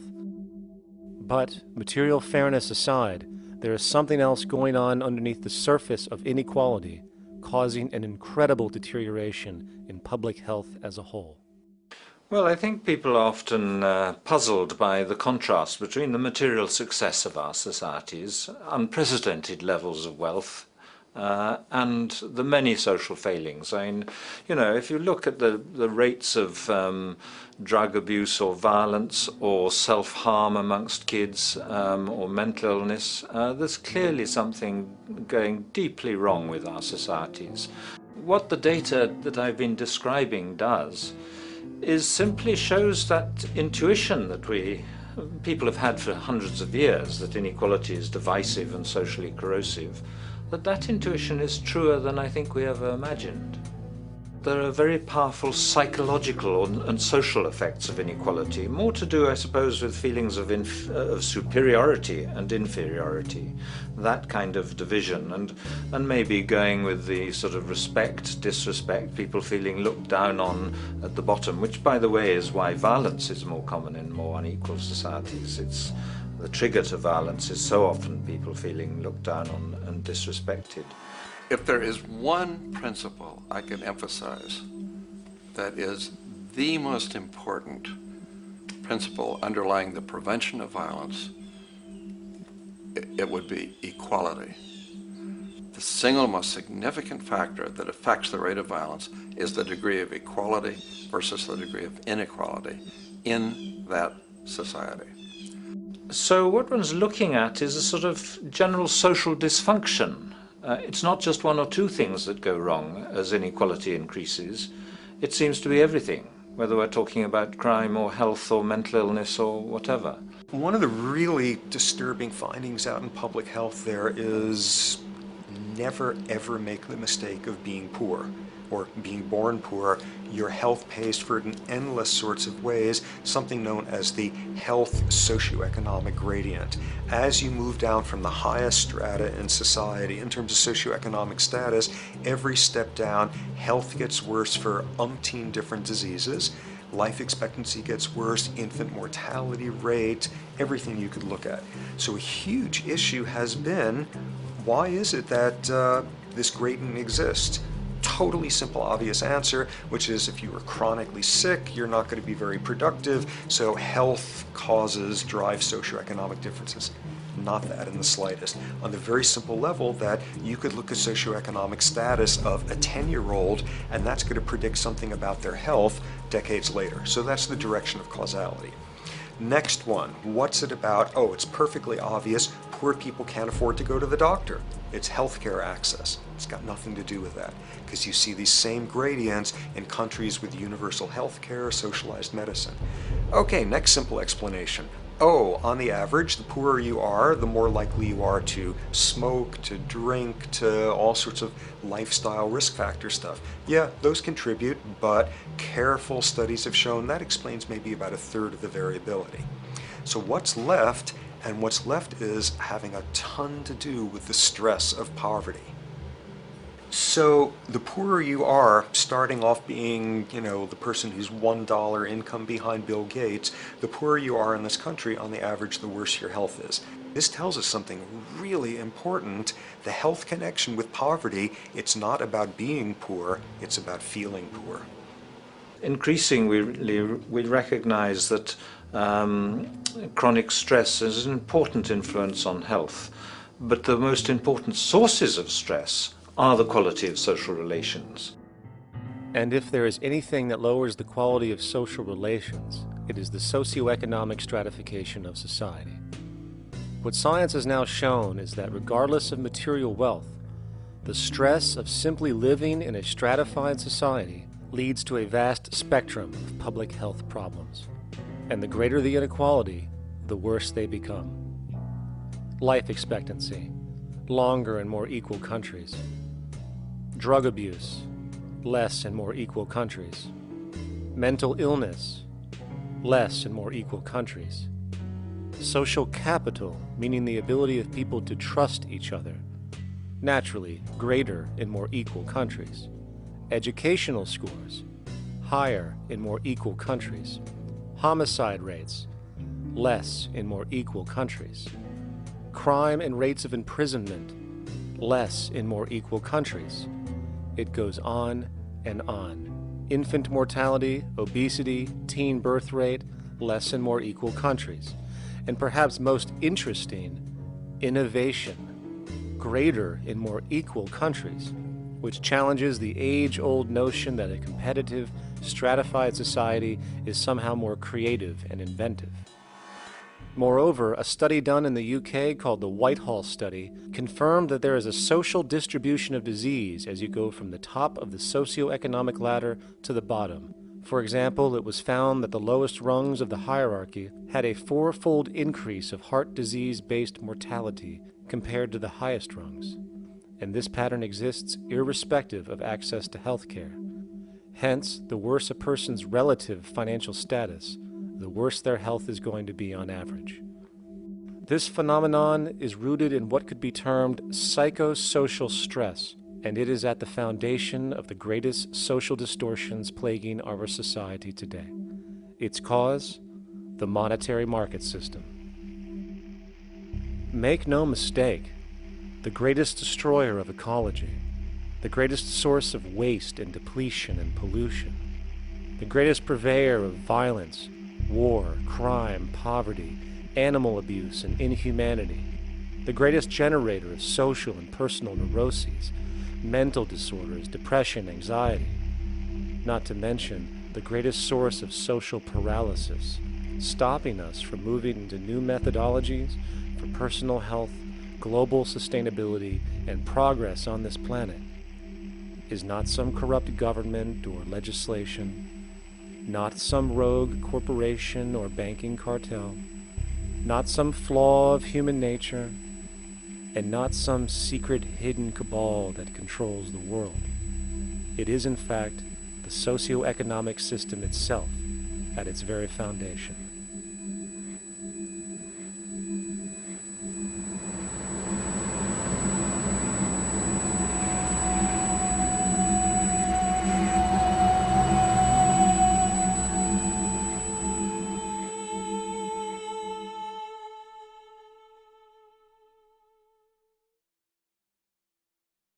Let's imagine for a moment we had the option to redesign human civilization from the ground up. What if, hypothetically speaking, we discovered an exact replica of the planet Earth, and the only difference between this new planet and our current one is that human evolution had not occurred. It was an open palette. No countries, no cities, no pollution, no Republicans, just a pristine, open environment. So, what would we do? Well, first we need a goal, right? And it's safe to say that goal would be to survive. And not to just survive, but to do so in an optimized, healthy, prosperous way. Most people indeed desire to live, and they would prefer to do so without suffering. Therefore, the basis of this civilization needs to be as supportive and hence sustainable for human life as possible, taking into account the material needs of all the world's people while trying to remove anything that could hurt us in the long run. That goal of, say, maximum sustainability understood, the next question regards our method. What kind of approach do we take? Well, let's see. Last I checked, politics was the method of social operation on Earth. So what do the doctrines of the Republicans, liberals, conservatives, or socialists have to say about societal design? Not a damn thing. Okay, then what about religion? Surely the great creator had to have left some blueprint somewhere. No, nothing I can find. Okay then, so what's left? It appears something called science. Science is unique in that its methods demand not only that the ideas proposed be tested and replicated, but everything science comes up with is also inherently falsifiable. In other words, unlike religion and politics, science has no ego, and everything it suggests accepts the possibility of being proven wrong eventually. It holds on to nothing and evolves constantly. Well, that sounds natural enough to me. So then, based on the current state of scientific knowledge in the early 21st century, along with our goal of maximum sustainability for the human population, how do we begin the actual process of construction? Well, the first question to ask, what do we need to survive? The answer, of course, are planetary resources. Whether it is the water we drink, the energy we use, the raw materials we utilize to create tools and shelter, the planet hosts an inventory of resources, many of which are demanded for our survival. So, given that reality, it then becomes critical to figure out what we have and where it is. This means we need to conduct a survey. We simply locate and identify every physical resource on the planet we can, along with the amount available at each location, from the deposits of copper, to the most potent locations for wind farms to produce energy, to the natural freshwater springs, to an assessment of the amount of fish in the ocean, to the most prime arable land for food cultivation, etc. But, since we humans are going to be consuming these resources over time, we then realize that not only do we need to locate and identify, we also need to track. We need to make sure we don't run out of any of this stuff. That would be bad. And this means not only tracking our rates of use, but the rates of earthly regeneration as well, such as how long it takes for, say, a tree to grow or a spring to replenish. This is called dynamic equilibrium. In other words, if we use up trees faster than they can be grown back, we have a serious problem, for it is unsustainable. So then, how do we track this inventory, especially when we recognize that all of this stuff is scattered everywhere? We have large mineral mines in what we call Africa, energy concentrations in the Middle East, huge tidal power possibilities on the Atlantic coast of North America, the largest supply of freshwater in Brazil, etc. Well, once again, good old science has a suggestion. It's called systems theory. Systems theory recognizes that the fabric of the natural world, from human biology to the earthly biosphere to the gravitational pull of the solar system itself, is one huge synergistically connected system, fully interlinked. Just as human cells connect to form our organs, and the organs connect to form our bodies, and since our bodies cannot live without the earthly resources of food, air, and water, we are intrinsically connected to the earth, and so on. So, as nature suggests, we take all of this inventory and tracking data and create a system to manage it. a global resource management system, in fact, to account for every relevant resource on the planet. There is simply no logical alternative if our goal as a species is survival in the long run. We have to keep track as a whole. That understood, we can now consider production. How do we use all this stuff? What will our process of production be, and what do we need to consider to make sure it is as optimized as possible to maximize our sustainability? Well, the first thing that jumps right out at us is the fact that we need to constantly try and preserve. The planet's resources are essentially finite, so it is important that we be strategic. Strategic preservation is key. The second thing we recognize is that some resources are really not as good as others in their performance. In fact, some of this stuff, when put into use, has a terrible effect on the environment, which invariably hinders our own health. For example, oil and fossil fuels, no matter how you cut it, release some pretty destructive agents into the environment. Therefore, it is critical we do our best to use such things only when we really have to, if at all. Fortunately for us, we see a ton of solar, wind, tidal, wave, heat differential, and geothermal possibilities for energy production, so we can strategize objectively about what we use and where to avoid what could be called negative retroactions, or anything that results from production or use that damages the environment and hence ourselves. We will call this strategic safety, to couple in with our strategic preservation. But production strategies do not stop there. We are going to need an efficiency strategy for the actual mechanics of production itself. And what we find is that there are roughly 3 specific protocols we must adhere to. 1. Every good we produce must be designed to last as long as possible. Naturally, the more things break down, the more resources we are going to need to replace them, and the more waste produced.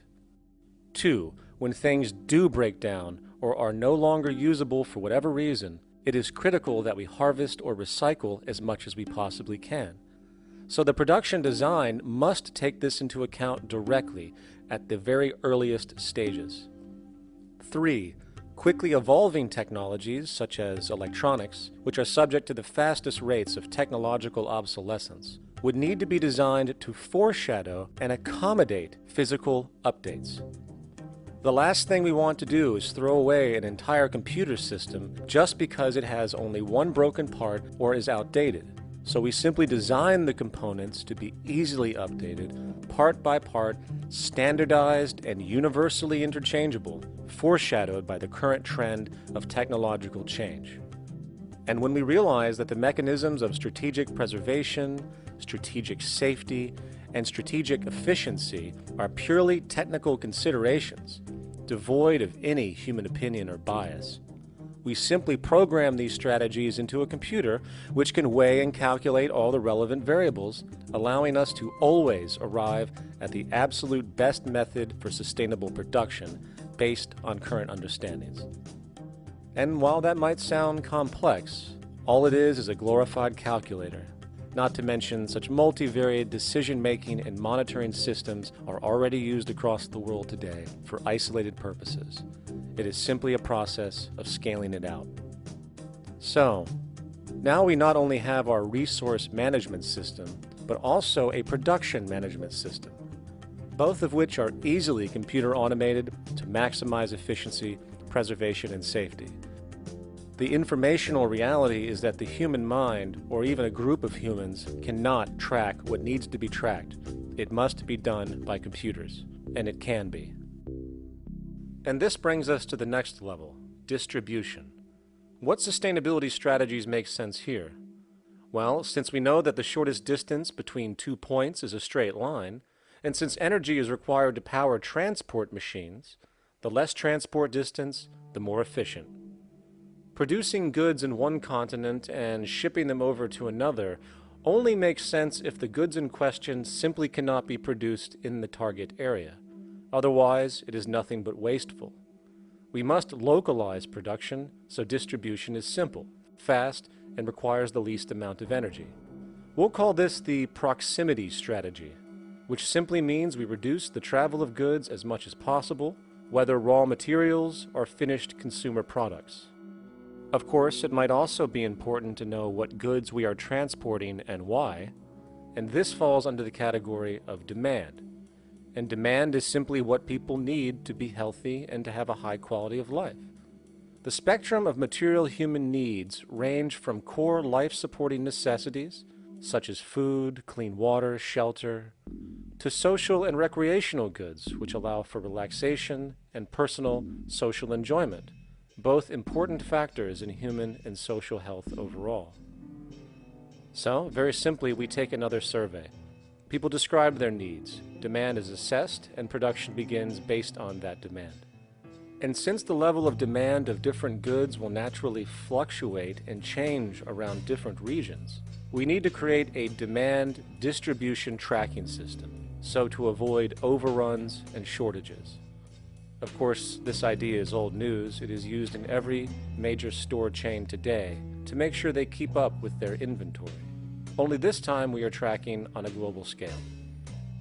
But, wait a minute, we really can't fully understand demand if we don't account for the actual usage of the good itself. Is it logical and sustainable for every single human to, say, have one of everything made, regardless of their usage? No, that would be simply wasteful and inefficient. If a person has a need for a good, but that need is only for, say, 45 minutes a day on average, it would be much more efficient if that good was made available to them and to others when needed. Many forget that it isn't the good that they want, it is the purpose of that good. When we realize that the good itself is only as important as its utility, we see that external restriction, or what we might call today ownership, is extremely wasteful and environmentally illogical in a fundamental economic sense. So, we need to devise a strategy called strategic access. This will be the foundation of our demand distribution tracking system, which makes sure we can meet the demand of the population's needs for access of whatever they need when they need it. And as far as physically obtaining the goods, centralized and regional access centers all make sense for the most part, placed in close proximity to the population, and a person would simply come in, take the item, use it, and when finished, return it when it is no longer needed. Sort of how a library works today. In fact, these centers could not only exist in the community in the way we see local stores today, but specialized access centers would exist in specific areas where often certain goods are utilized, saving more energy with less repeat transport. And once this demand tracking system is in order, it is tied into our production management system, and of course into our resource management system, hence creating a unified, dynamically updating global economic management machine that simply makes sure we remain sustainable, starting with securing the integrity of our finite resources, moving to make sure we only create the best, most strategic goods possible, while distributing everything in the most intelligent and efficient way. And the unique result of this preservation-based approach, which is intuitively counter to many, is that this logical, ground-up, empirical process of preservation and efficiency, which can only define true human sustainability on this planet, would likely enable something never before seen in human history. Access abundance, not just for a percentage of the global population, but the entire civilization. This economic model, as was just generalized, this responsible systems approach to total Earth resource management and processes, designed again to do nothing less than take care of humanity as a whole in the most efficient and sustainable way, could be termed a resource-based economy. The idea was defined in the 1970s by structural engineer Jacques Fresco. He understood back then that society was on a collision course with nature and itself, unsustainable on every level. And if things didn't change, we would destroy ourselves one way or another. Are all these things you're saying, Jacques, could they be built with what we know today, or are some of these things, are you guessing based on what we know today? No. All of these things can be built with what we know today. It would take 10 years to change the surface of the earth, to rebuild the world into a second Garden of Eden. The choice lies with you. The stupidity of a nuclear arms race, the development of weapons, trying to solve your problems politically by electing this political party or that political party, that all politics is immersed in corruption. Let me say it again. Communism, socialism, fascism, the Democrats, the liberals, we want to absorb human beings. All organizations that believe in a better life for man, there are no Negro problems or Polish problems or Jewish problems or Greek problems or women's problems. They're human problems. I'm not afraid of anybody. I don't work for anyone. No one can discharge me. I have no boss. I am afraid to live in the society we live in today. Our society cannot be maintained by this type of incompetency. It was great, the free enterprise system, about 35 years ago. That was the last of its usefulness. Now we've got to change our way of thinking or perish. The horror movies of the future will be our society, the way it didn't work. And politics would be part of a horror movie. Lots of people today use the term cold science because they're analytical. And they don't even know what analytical means. Science means closer approximations of the way the world really works. So it's telling the truth, is what it is. A scientist doesn't try to get along with people. They tell them what their findings are. They have to question all things. And if some scientist comes up with an experiment that shows certain materials have certain strength, other scientists have to be able to duplicate that experiment and come up with the same results. Even if a scientist feels that an airplane wing, due to mathematics or calculations, can hold up a given amount of weight, they still pile sandbags on it to see when it breaks. And they say, you know, my calculations are right, or they're not correct. I love that system because it's free of bias and free of thinking that math can solve all the problems. You have to put your math to test also. I think that every system that can be put to test should be put to test. And that all decisions should be based upon research. A resource-based economy is simply the scientific method applied to social concern, an approach utterly absent in the world today. Society is a technical invention, and the most efficient methods of optimized human health, physical production, distribution, city infrastructure, and the like reside in the field of science and technology, not politics or monetary economics. It operates in the same systematic way as, say, an airplane, and there is no Republican or liberal way to build an airplane. Likewise, nature itself is the physical referent we use to prove our science, and it is a set system, emerging only from our increased understanding of it. In fact, it has no regard for what you subjectively think or believe to be true. Rather, it gives you an option. You can learn and fall in line with its natural laws and conduct yourself accordingly, invariably creating good health and sustainability, or you can go against the current to no avail. It doesn't matter how much you believe you can just stand up right now and walk on the wall next to you. The law of gravity will not allow it. If you do not eat, you will die. If you are not touched as an infant, you will die.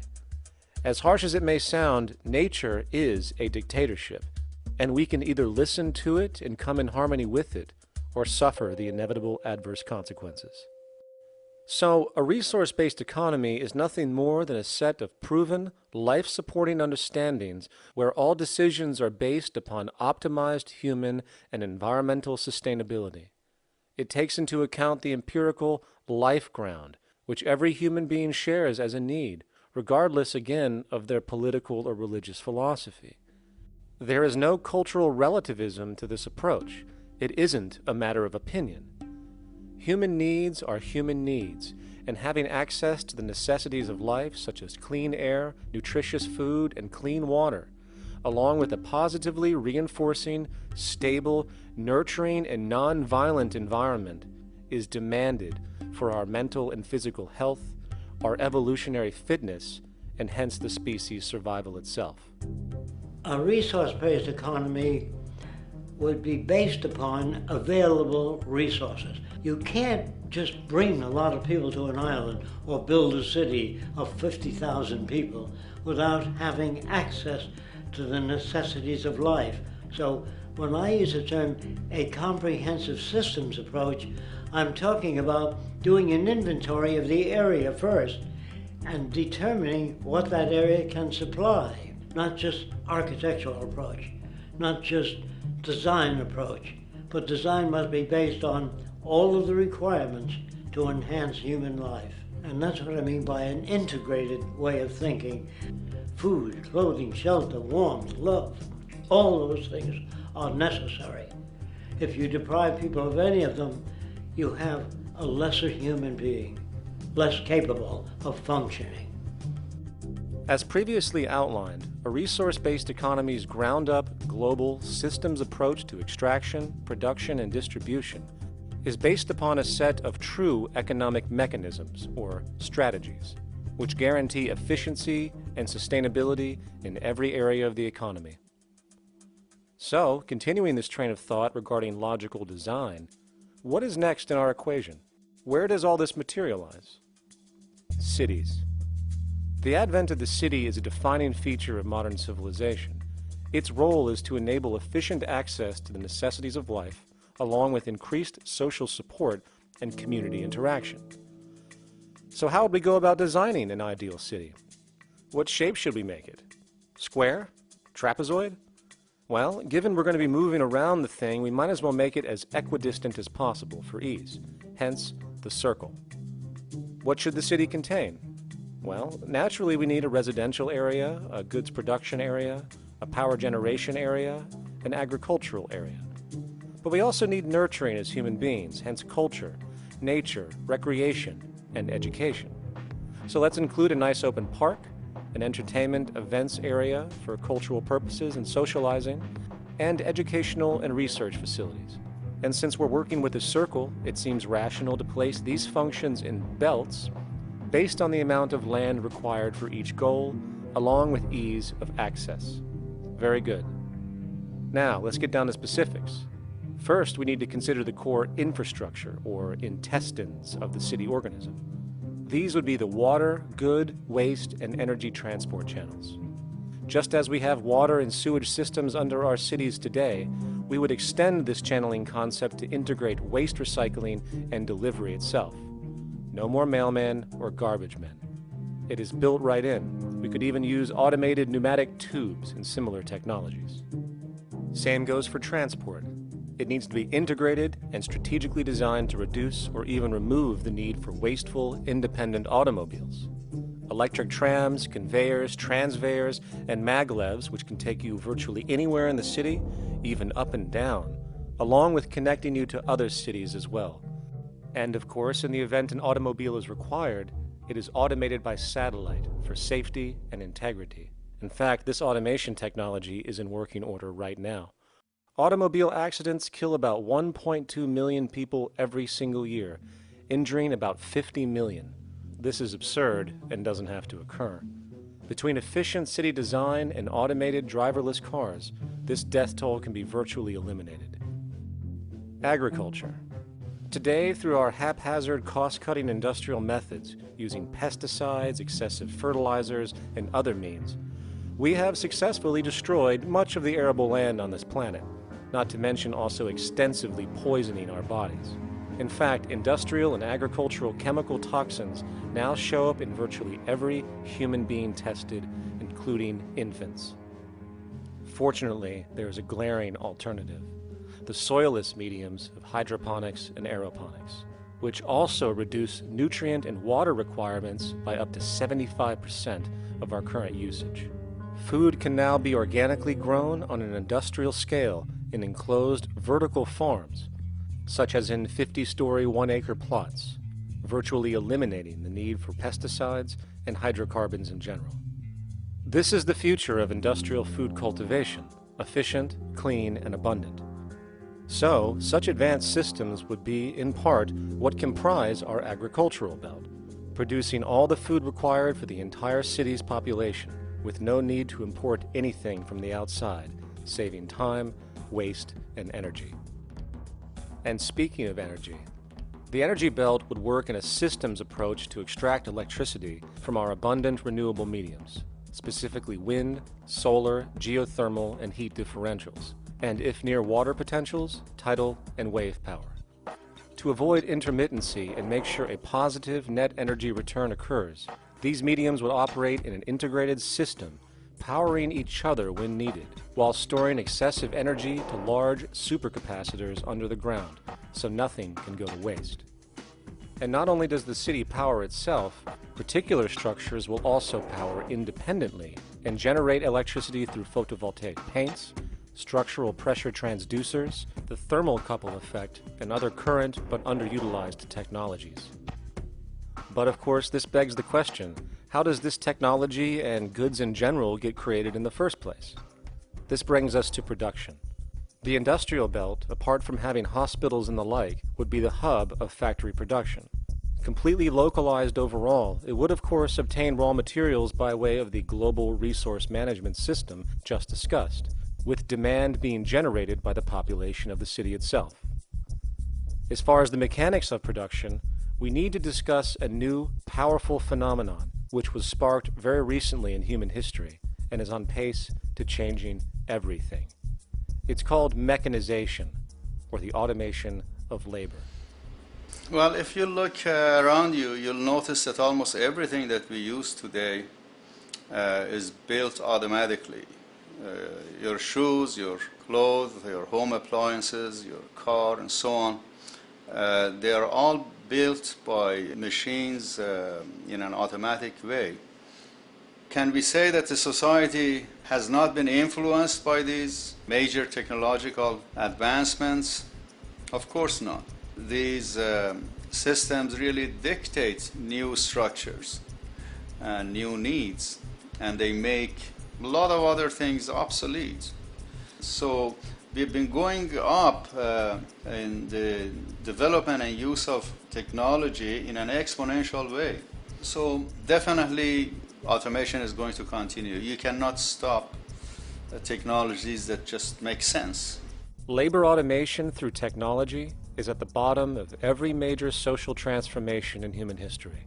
From the agricultural revolution and the invention of the plow, to the industrial revolution and the invention of the powered machine, to the information age we live in now through essentially the invention of advanced electronics and computers. And with regard to advanced production methods today, mechanization is now evolving on its own, moving away from the traditional method of assembling component parts into a configuration into an advanced method of creating entire products in one single process. Like most engineers, I'm fascinated by biology because it's so full of examples of extraordinary pieces of engineering. And absolutely, what biology is the study of things that copy themselves. Of course, that's good a definition of life as we've got. Again, as an engineer, I've always been intrigued by the idea of machines that would copy themselves. RepRap is a three-dimensional printer. That's to say, it's a printer that you plug into a computer, and instead of making two-dimensional sheets of paper with patterns on, it makes real, physical, three-dimensional objects. Now, there's nothing new about that. 3D printers have been around for about 30 years. The big thing about RepRap is that it prints most of its own parts. So if you've got one, you can make another one and give it to a friend, as well as being able to print lots of useful things. From the simple printing of basic household goods in your home, to the printing of an entire automobile body in one swoop, advanced automated 3D printing now has the potential to transform virtually every field of production, including home construction. Contour crafting is actually a fabrication technology, the so-called 3D printing, when you directly build a 3D object from a computer model. Using contour crafting, it will be possible to build a 2,000 square foot home entirely by the machine in one day. The reason that people are interested in automating construction is that it really brings a lot of benefits. For example, construction is pretty labor intensive, and although it provides job for a sector of the society, it also has issues and complications. For example, construction is the most dangerous job that there is. It is worse than mining and agriculture. It has got the highest level of fatality almost in every country. Another issue is the waste. An average home in the United States has 3 to 7 tons of waste.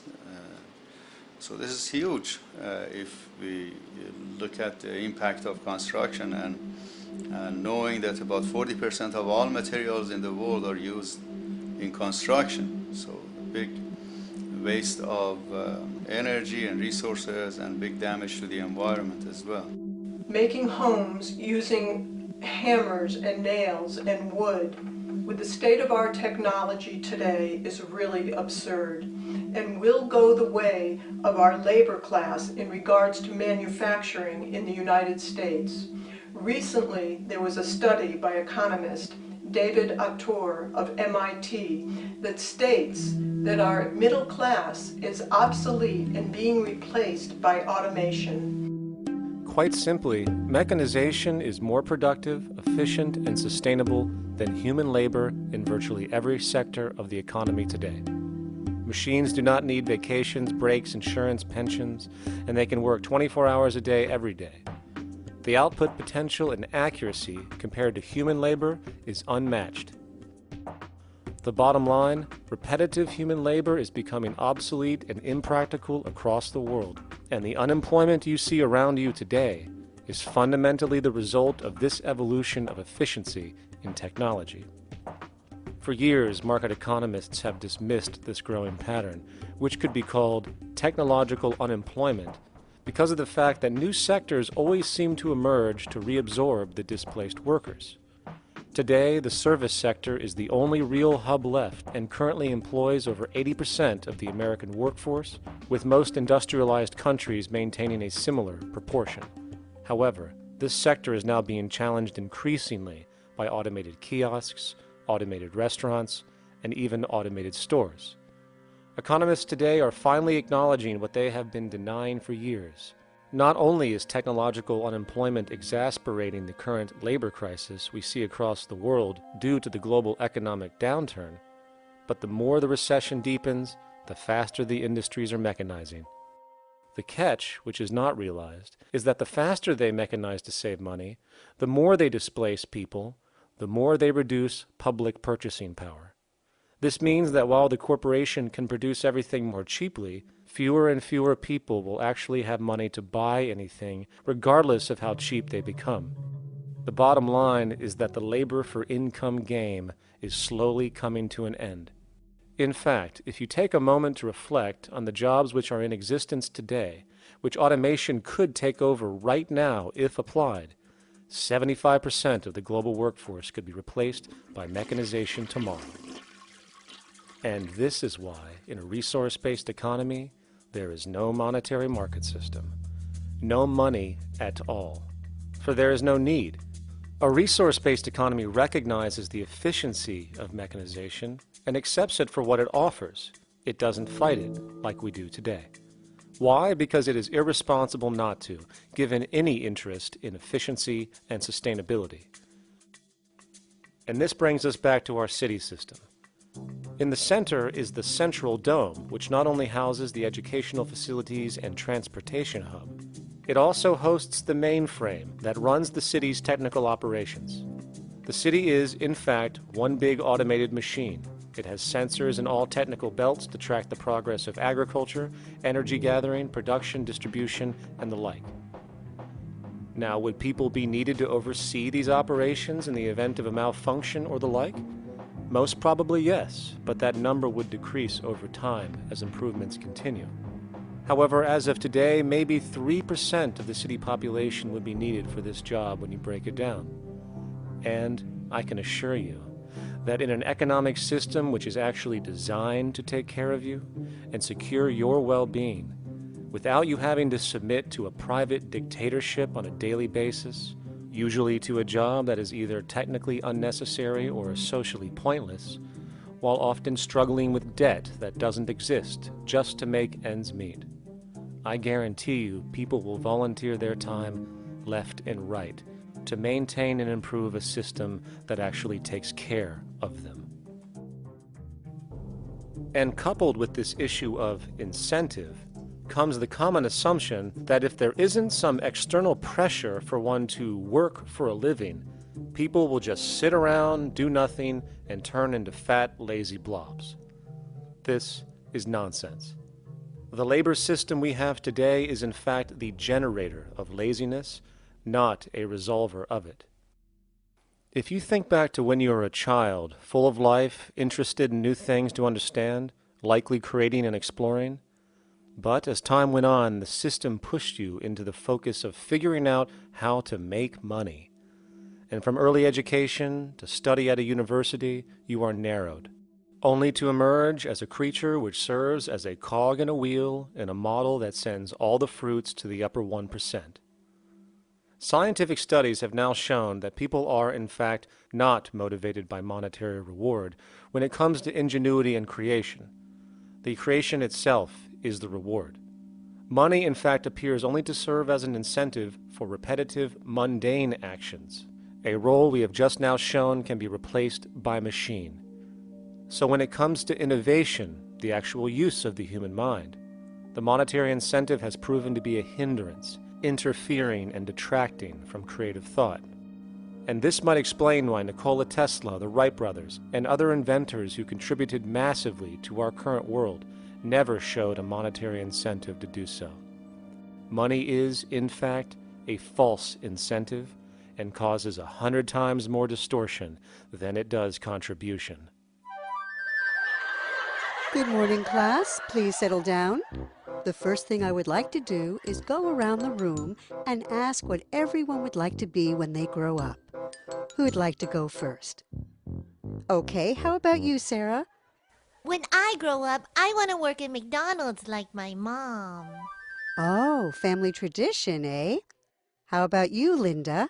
When I grow up, I'm going to be a prostitute on the streets of New York City. Oh, glamour girl, huh? Very ambitious. How about you, Tommy?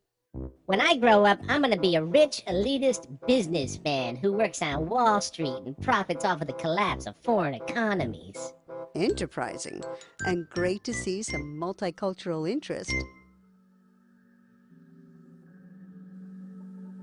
As stated before, a resource-based economy applies the scientific method to social concern, and this isn't limited to simply technical efficiency. It also has the consideration of human and social well-being directly and what comprises it. What good is a social system if, in the end, it doesn't produce happiness and peaceful coexistence?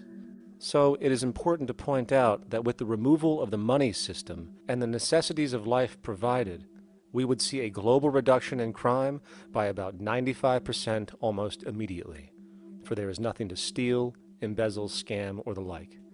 95% of all people in prisons today are there due to some monetary-related crime or drug abuse, and drug abuse is a disorder, not a crime. So what about the other 5%, the truly violent, often seeming to some as being violent for the sake of being violent? Are they just evil people? The reason that I frankly think it's a waste of time to engage in moral value judgments about people's violence is because it doesn't advance by one iota our understanding of either the causes or the prevention of the violent behavior. People sometimes ask if I believe in forgiving criminals. My answer to that is, no, I don't believe in forgiveness any more than I believe in condemnation. It's only if we as a society can take the same attitude of treating violence as a problem in public health and preventive medicine rather than as a moral evil, it's only when we make that change in our own attitudes and assumptions and values that we will actually succeed in reducing the level of violence rather than stimulating it, which is what we do now. The more justice you seek, the more hurt you become, because there's no such thing as justice. There is whatever there is out there. That's it. In other words, if people are conditioned to be racist and bigots, if they're brought up in an environment that advocates that, why do you blame the person for it? They're a victim of a subculture. Therefore, they have to be helped. The point is, we have to redesign the environment that produces aberrant behavior. That's the problem, not putting a person in jail. That's why judges, lawyers, freedom of choice, such concepts are dangerous, because it gives you misinformation that the person is bad or that person is a serial killer. Serial killers are made, just like soldiers become serial killers with a machine gun. They become killing machines, but nobody looks at them as murderers or assassins, because that's natural. So we blame people. We say, well, this guy was a Nazi, he tortured Jews. No, he was brought up to torture Jews. Once you accept the fact that people have individual choices and they're free to make those choices, free to make choices means without being influenced. And I can't understand that at all. All of us are influenced in all our choices by the culture we live in, by our parents, and by the values that dominate. So we're influenced. So there can't be free choices. What's the greatest country in the world? The true answer, I haven't been all over the world, and I don't know enough about different cultures to answer that question. I don't know anybody that speaks that way. They say, good old USA, the greatest country in the world. There's no survey. Have you been to India? No. Have you been to England? No. Have you been to France? No. What do you make your assumptions on? They can't answer. They get mad at you. They say, well, goddamn it, who the hell are you to tell me what to think? You know, don't forget, you're dealing with aberrated people. They're not responsible for their answers. They're victims of culture. That means they've been influenced by their culture.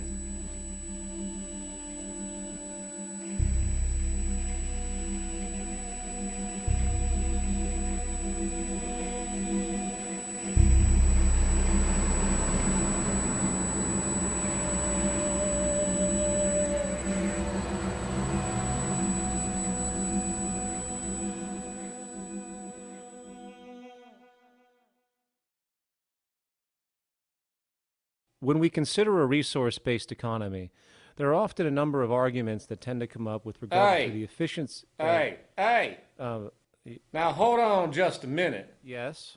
I know what this is. This is called Marxism, buddy.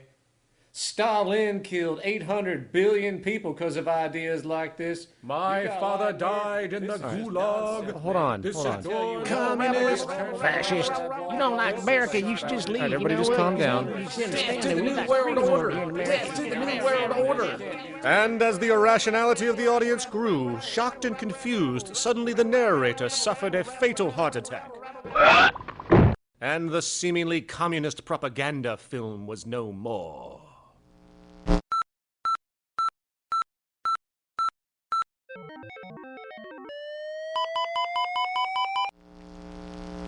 You know, I've said that sort of thing to people in think tank type of situations, and you know, these Club of Rome types and so forth. Marxist. What Marxist? Where did that come from?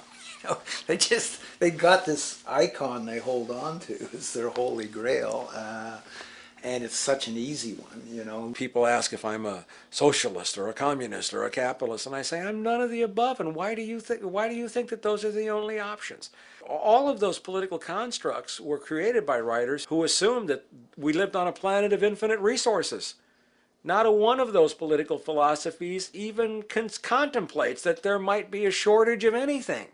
I believe that communism, socialism, free enterprise, fascism are part of social evolution, that you can't take a giant step from one culture to another, but they're in-between systems. Before there's any ism, we've got a life ground, and the life ground is, as I just described most easily, it's all the conditions required to take your next breath, and that involves the air you breathe, the water you get, the safety you have, the education you can access, all these things that we share and use and that no life in any culture can do without. So we've got to reset down to the life ground, and the life ground is no longer any ism. It's life value analysis.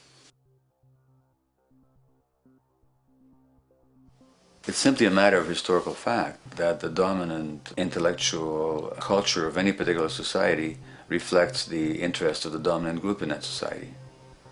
In a slave-owning society, the beliefs about human beings and human rights and so on will reflect the needs of the slave owners.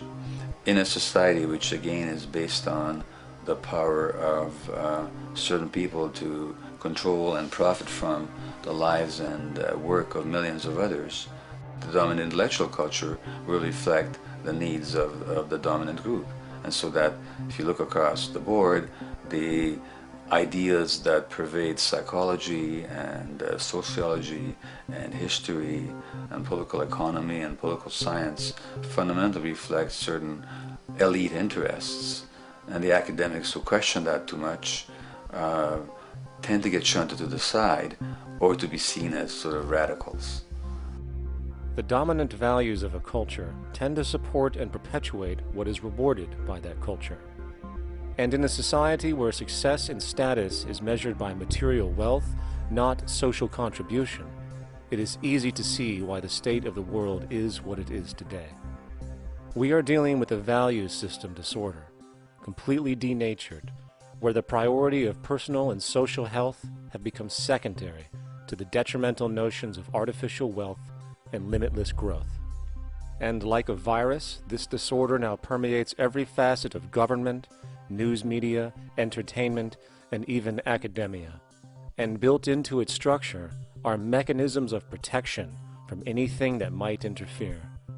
Disciples of the monetary market religion, the self-appointed guardians of the status quo, constantly seek out ways to avoid any form of thought which might interfere with their beliefs, the most common of which are projected dualities. If you are not a Republican, you must be a Democrat. If you are not a Christian, you might be a Satanist. And if you feel society can be greatly improved to consider perhaps, I don't know, taking care of everyone, you're just a utopianist. And the most insidious of them all, if you are not for the free market, you must be against freedom itself. I'm a believer in freedom. Every time you hear the word freedom being said anywhere or government interference said anywhere, it means, decoded, blocking maximization of turning money into more money for private money possessors. That's it. Every other thing they'll say, oh, we need more commodities for people, oh, this is freedom against tyranny and so forth. Every time you see it, you can decode it down to that. And I think you'll find a one-to-one correlation with every time they use it. And this is a sense in which we might call it's a syntax, a governing syntax of understanding and of value, so that it governs beneath their own recognition of it. So they may not say, oh, I didn't mean that at all, but in fact, that's what they do. Just like you may speak a grammar, and you have rules of grammar you follow without recognizing what the rules are. And so what we have is what I call the ruling value syntax that underlies this. So every time they use these words, government interference, lack of freedom, or progress, or development, you can decode them all to come back to mean that. Of course, when you hear the word freedom, it tends to be in the same sentence with something called democracy.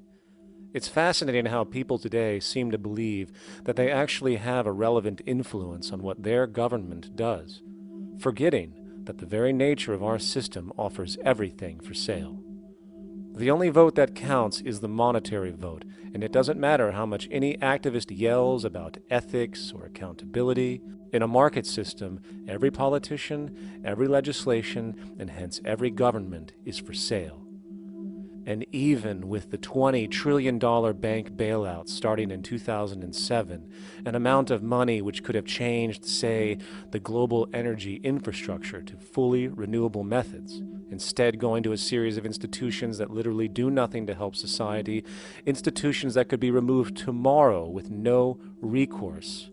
The blind conditioning that politics and politicians exist for the public well-being still continues.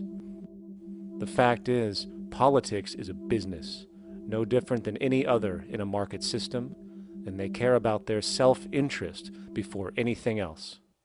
I don't really, honestly, deep down believe in political action. I think the system contracts and expands as it wants to. It accommodates these changes. I think the civil rights movement was an accommodation on the part of those who own the country. I think they see where their self-interest lies. They see a certain amount of freedom seems good, an illusion of liberty. Give these people a voting day every year so that they'll have the illusion of meaningless choice.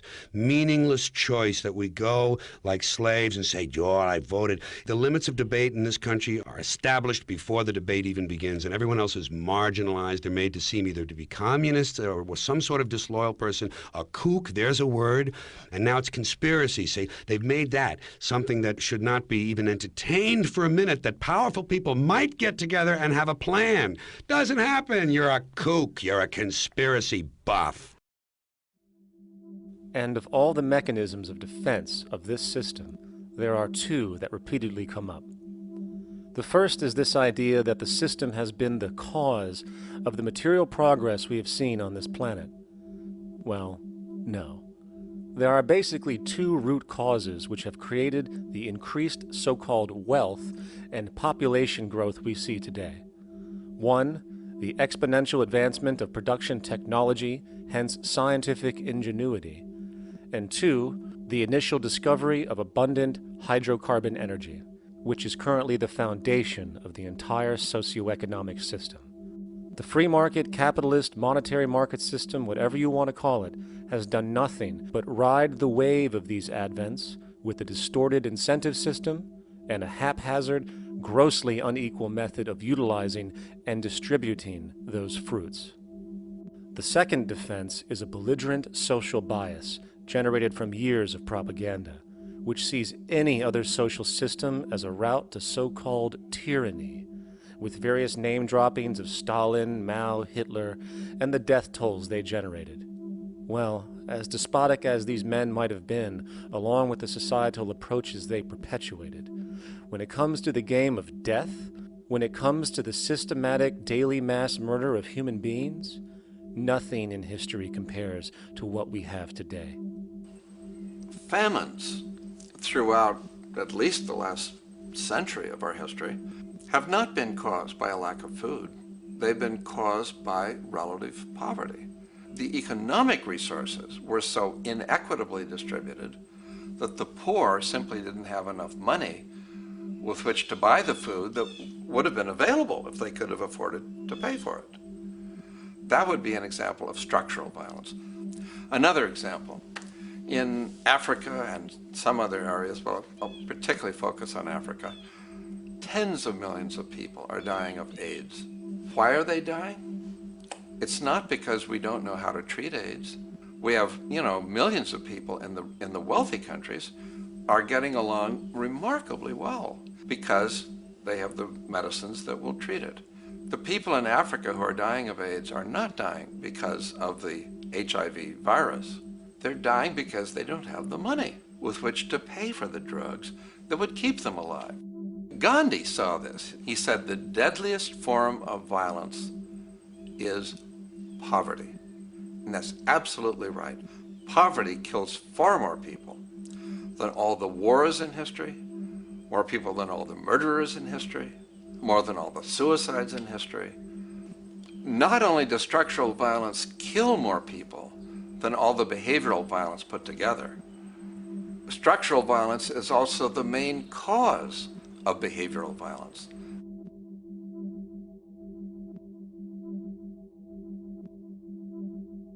Oil is the foundation of, and it is present throughout the edifice of human civilization. There are 10 calories of hydrocarbon energy, oil and natural gas, in every calorie of food you and I eat in the industrialized world. Fertilizers are made from natural gas. Pesticides are made from oil. You drive oil-powered machines to plant, plow, irrigate, harvest, transport, package. You wrap the food in plastic, that's oil. All plastic is oil. There are 7 gallons of oil in every tire. Oil is everywhere. It's ubiquitous. And it's only because of oil that there are 7 billion people, or almost 7 billion people on this planet right now. The arrival of this cheap, easy energy, which is equivalent, by the way, to billions of slaves working around the clock, changed the world in such a radical way over the last century, and the population has gone up 10 times. But by 2050, oil supply is able to support less than half the present world's population in their present way of life. So the scale of adjustment to live differently is just enormous. The world is now using 6 barrels of oil for every barrel it finds.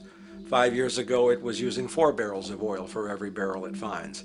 A year from now, it's going to be using 8 barrels of oil for every barrel it finds. What's disturbing to me is the lack of any real effort from governments worldwide or industry leaders worldwide to do something different. I mean, we have these sort of attempts to build more wind power and to maybe do something with tide. We've got attempts to make our cars a little bit more efficient.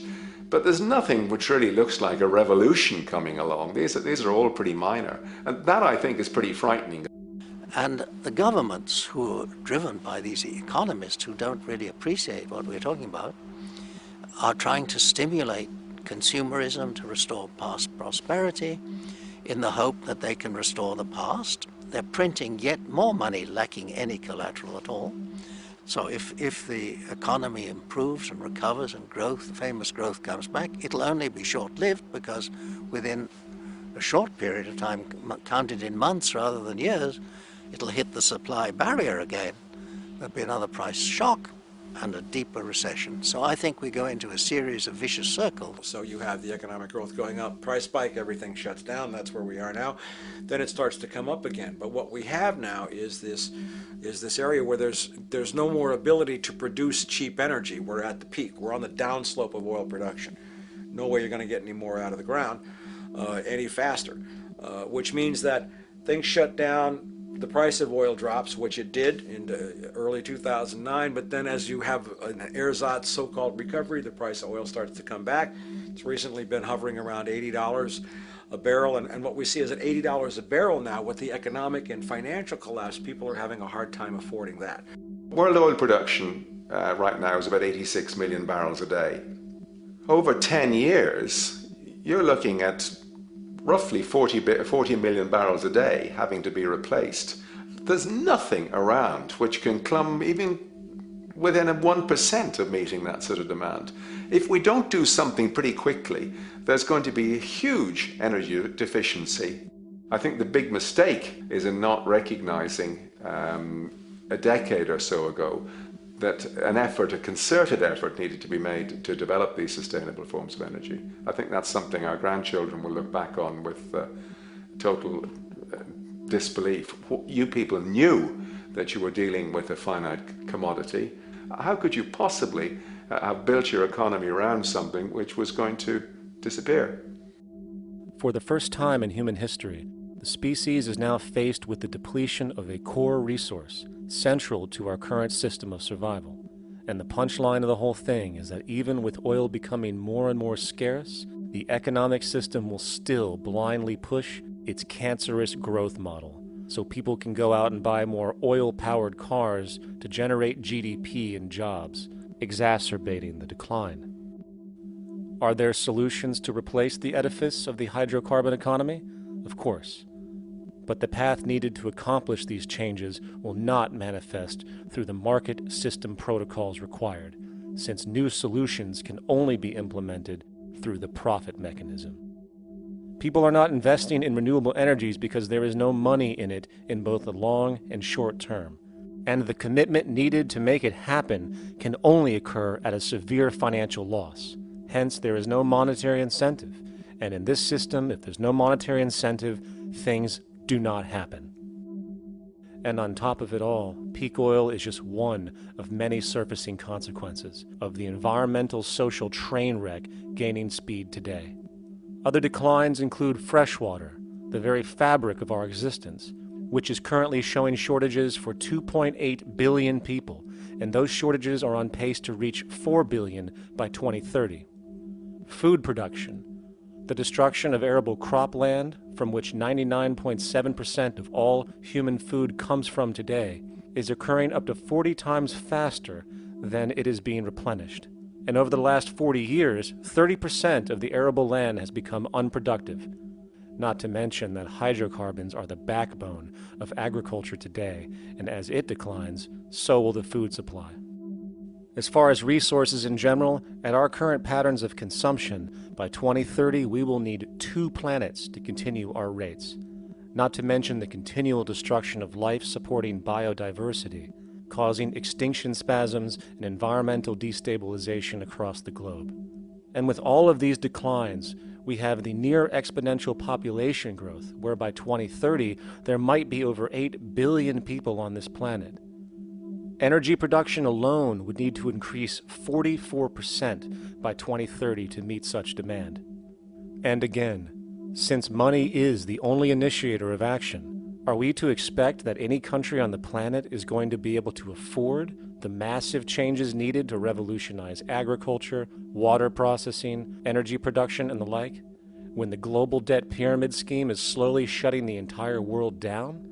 Not to mention the fact that the unemployment you currently see is going to become normality due to the nature of technological unemployment. The jobs are not coming back. And finally, a broad social perspective. From 1970 to 2010, poverty on this planet doubled due to this system. And given our current state, do you honestly think we will see anything less than more doubling, more suffering, and more mass starvation? There is not going to be any recovery. This is not some long depression that we're someday going to pull out of. I think the next phase we're going to see after the next round of economic collapse is massive civil unrest, when employment checks stop being paid because the states have no money left. And when things get so bad that people lose confidence in their elected leaders, they will demand change if we don't kill each other in the process or destroy the environment. I'm just afraid that we might get to the point of no return. And that bothers me no end. We do all we can to avoid that condition. It's clear that we're on the verge of a great transition in human life. What we face now is this fundamental change of the life we've known over the last century. There has to be a link between the economy and the resources of this planet, the resources being, of course, all animal and plant life, the health of the oceans and everything else. This is a monetary paradigm that will not let go until it's killed the last human being. The in-group will do all it can to stay in power. And that's what you got to keep in mind. They'll use the Army and Navy and lies or whatever they have to use to keep in power. They're not about to give it up because they don't know of any other system that will perpetuate their kind.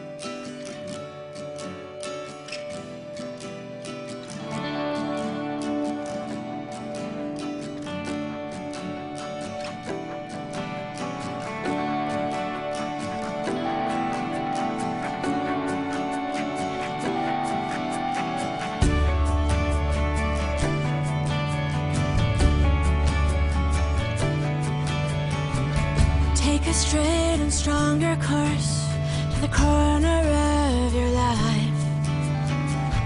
Just remember that the goal is for us all to capture all we want. We have to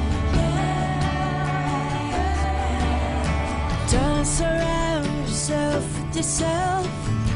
Move on back to squares. Send an instant karma to me, and I shall live with love and care for yourself. 'Cause it's time and time with your time, and its news is captured for the Queen to use.